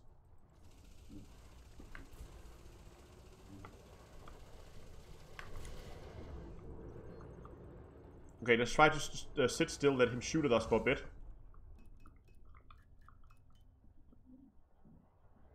Did he jump? He actually did high wake.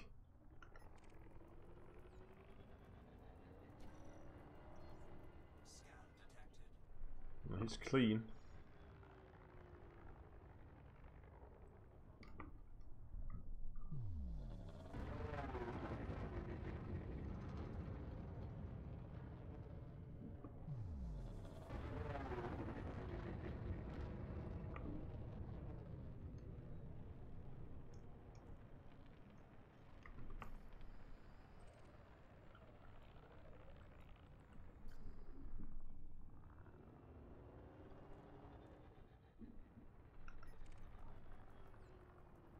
Most likely not wanted. No, it's a clean wing.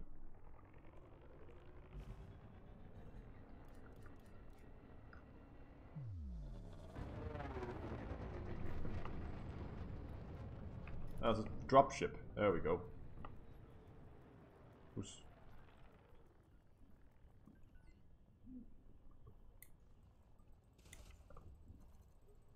There we go. Okay. Gonna come to a standstill. Give him a chance to shoot at us a bit. I want to see the weapons in effect here.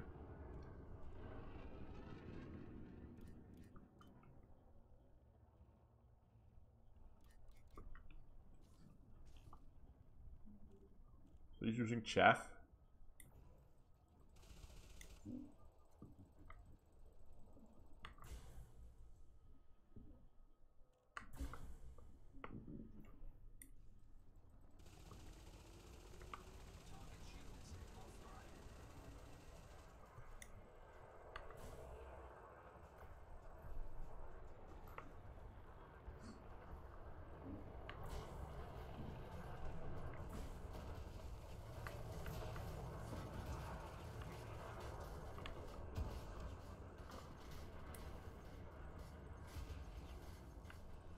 Problem is, oh, I don't have any power. There's too many people here.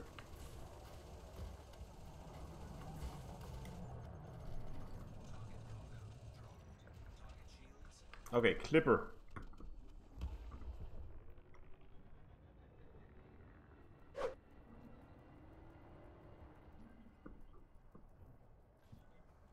Okay, he's in the wing. That's a little bit more fun. But I don't really think I like the facing sequence, but... What I want to see here is I want to see him shooting at me. And then not shoot at me. Oh yeah, see, he actually stopped shooting there for a bit.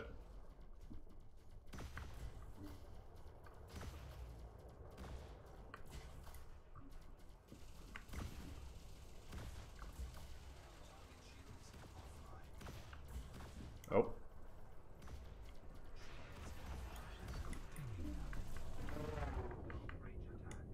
Boom. There we go. Now we can get back to the stage.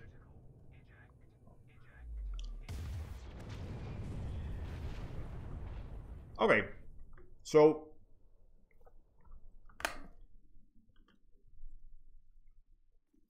the facing sequence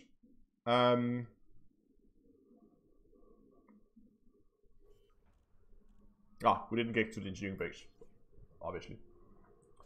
The facing sequence, I think I'm going to change that. The target lock breakers, the dispersion field is fun. I might find something else for the last one. I'm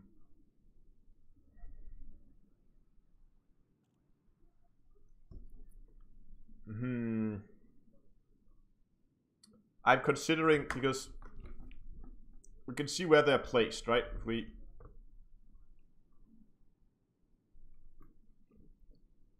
So we have one up back there, coming out of that port there, and we have two coming out here to the side, I think. Was it up here? I think it's actually there, and then two at the back. So one over here, and one down here. And my point, I think, is if we keep the 2 ones at the side as the same engineering, because sometimes when you hit, you might only hit with 2, and if we want all or 2 effect at the same time, we would have to have 2 at either side. So the question is, what's the most important? So I would probably put 1 target lock breaker in the middle, and then 1 of the dispersal fields at 2 dispersal fields, 1 on either side, to ensure that we pretty much, unless we only hit with 1 of the dispersal fields, we are almost always going to get both effects, have a chance in both effects at least. But I'll head back to engineer. He shouldn't be too far away. We are in system. We just didn't land to him. Land at him. So let's just go ahead and head back there. Gonna change that phasing sequence. It's not really bleeding enough, I think, to be worth it.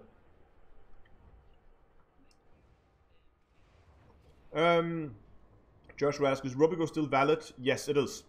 Though I would recommend that you run the missions from Robico Mines in a Python rather than from House of Reach.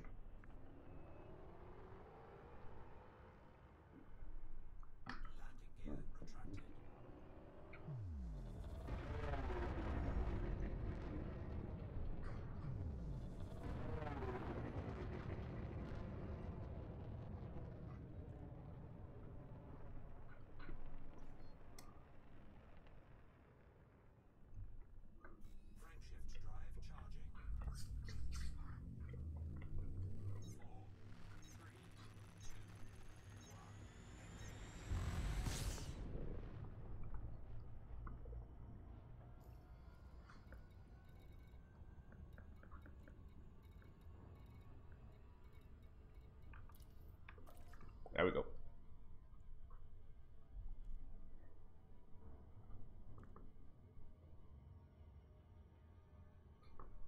I got tons of messages on Discord. Let me see what that is. Or how much. Oh, okay, it's...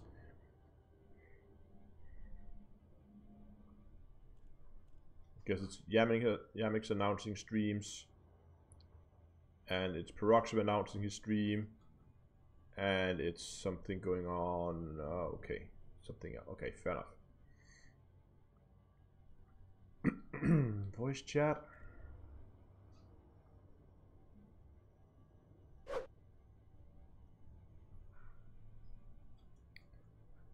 $6,000. That's a long way to go.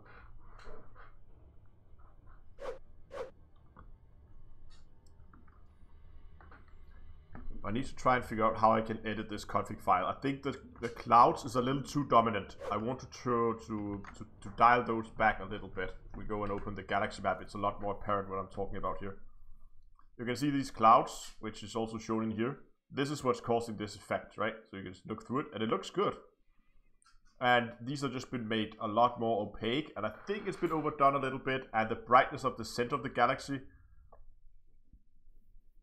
Wow, look at that field of stars. Maybe that's a little bit too much as well. So might want to turn that down a little bit as well. I think it's a little overwhelming, making the galaxy map a little bit less useful because you can't really see what you're doing. So that's the tuning I want to do. But I really like the volume. You have a lot more volume in the galaxy, it seems. But I want to get rid of all these fart clouds, both in here in the galaxy, but also so they're going to be dialed back a little bit in when you actually fly around, because that is a little bit, it's a little too much for my taste.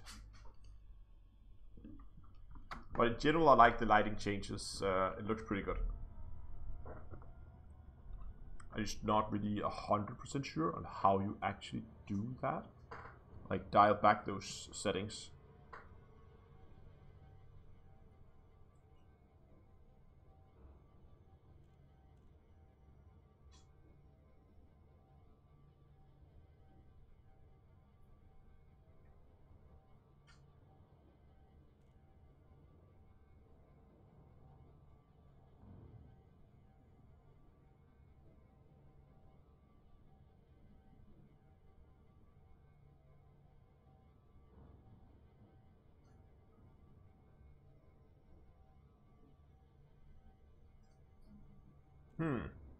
Look at this. While we are flying towards this, get this up for you guys so you guys can see it. There. This is the file I've been talking about. This is the backup file of the main config, so the graphical config, and we can see here HDR node reference. Here we have the GUI color. We can see we have the default. They had a red to blue test. This is the backup. This is the one that you have right now in the game as well. And then distributed tests. So they're trying to do some various tests. It's fun that you can see that they actually been trying to do something with it. It's been pushed to the repository, but they haven't actually not really using that anywhere.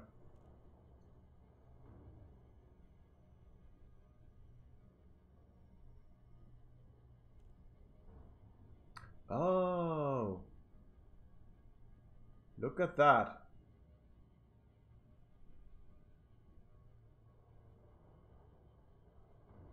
So this is when, that's clever. So I don't know what the HBAO is an abbreviation of, but whatever setting it is, this is the settings if it's off. This is the low. This is the medium setting, high setting.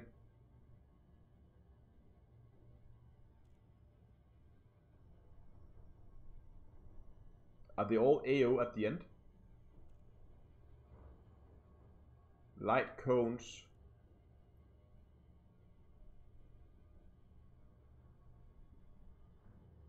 Jet cones.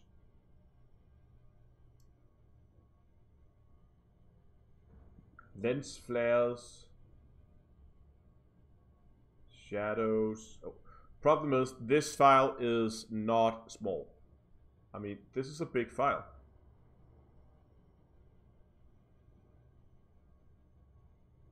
I mean, it's a 2000 line XML file. So I'll have to try and figure out how this is exactly structured before I can. My idea was to basically just take the original, or not the original yet. Take the original and compare it to what they have over here in the modified one that I'm running on right now, and then see what they have actually changed, so I can try to figure out exactly what. Now we overshot this, of course. So I can figure out exactly what I need to change to get to control those clouds a little bit, because the rest of it is okay. I might turn down the lighting effect a little bit because it is a bit overwhelming from time to time, which overshot by a lot. Especially when you're close to a star, it's a little bit too much, especially on the letters that the bubble heads there, they're a little bit too much. But in general, I think it's pretty great that you can just go in and edit an XML file and get the settings. And you can basically go beyond what the settings are available in the game. So if you have a slider, it will go between like two values, but you can now actually drag the slider over what it should be. Well, we can't actually physically do it, but it will show up at least.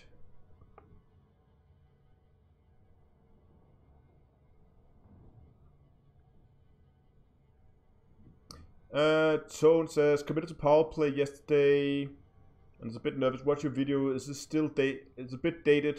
Is it still valid? Yes. Power play hasn't really changed much or at all since it's been introduced. So whatever was valid back then is probably still valid now. If it's a dated video, there might also be a fact that my knowledge of the game has changed. But at least power play hasn't changed since then. I mean, it's pretty much been one of the few areas in the game that's been static, together with exploration and mining.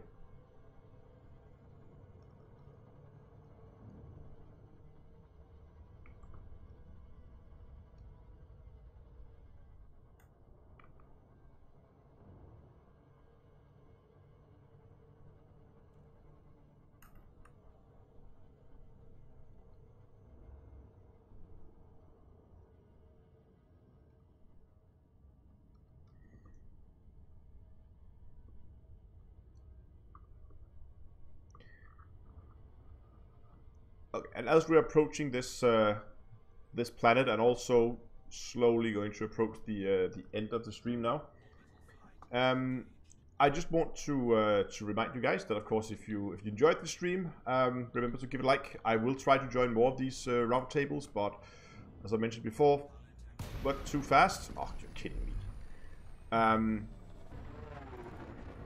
Second time I did that today. That's a bit annoying. It wasn't going that fast. Anyway, I will try to join as many of them as I can, but it's a little bit unfortunate time slot, so it's not always that I can actually join them. And yeah, so drop a like if you like them, and remember I have my usual times slot on Tuesdays. You know what? We should actually, instead of doing it like this, we should probably do it in the proper way and just end the stream for now. There we go. So, as I said, my usual streaming time spot, at least for Elite Dangerous, is on Tuesdays at 7 o'clock in-game time. So I hope you'll drop by then and come and have a look. Exactly what's going on Tuesday, I will actually reveal that on Discord, I think, within a few days. Hopefully today. I need to go and have a look at Inara first. So some things need to be in order first. So I might actually reveal it right after the stream here. But there's gonna be, if things turns out as I hope, Tuesday's gonna be an open community stream where everybody can join. So I'm taking people on from the community, and we're going out and we're gonna do something together that might involve some killing some NPCs, hopefully.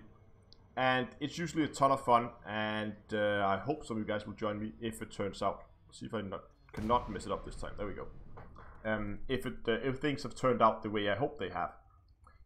Yeah, of course, if you are wow, voice. If you are over on Twitch, remember to follow the channel. If you're on YouTube, click that subscribe button so you know when my new next video is out, and get notified of the live streams. And if you want to support the channel even further, there are links down below for both direct donation links and also to my Patreon page. Links are both on YouTube and on Twitch. And all money raised through donations and Patreon, they go directly to upgrading equipment that makes the videos better, or that makes allow me to do better quality videos, better audio, something like that. I mean, Patreon and donations, all that stuff always goes directly to things that somehow affect the videos. And a lot of people have been asking me lately if I do this full time. No, I do not. I have a full time job next to doing YouTube, so this is just a hobby, and YouTube don't generate nearly enough that I could go full time anytime soon doing this. So it is a hobby, and I don't take a salary out of not even the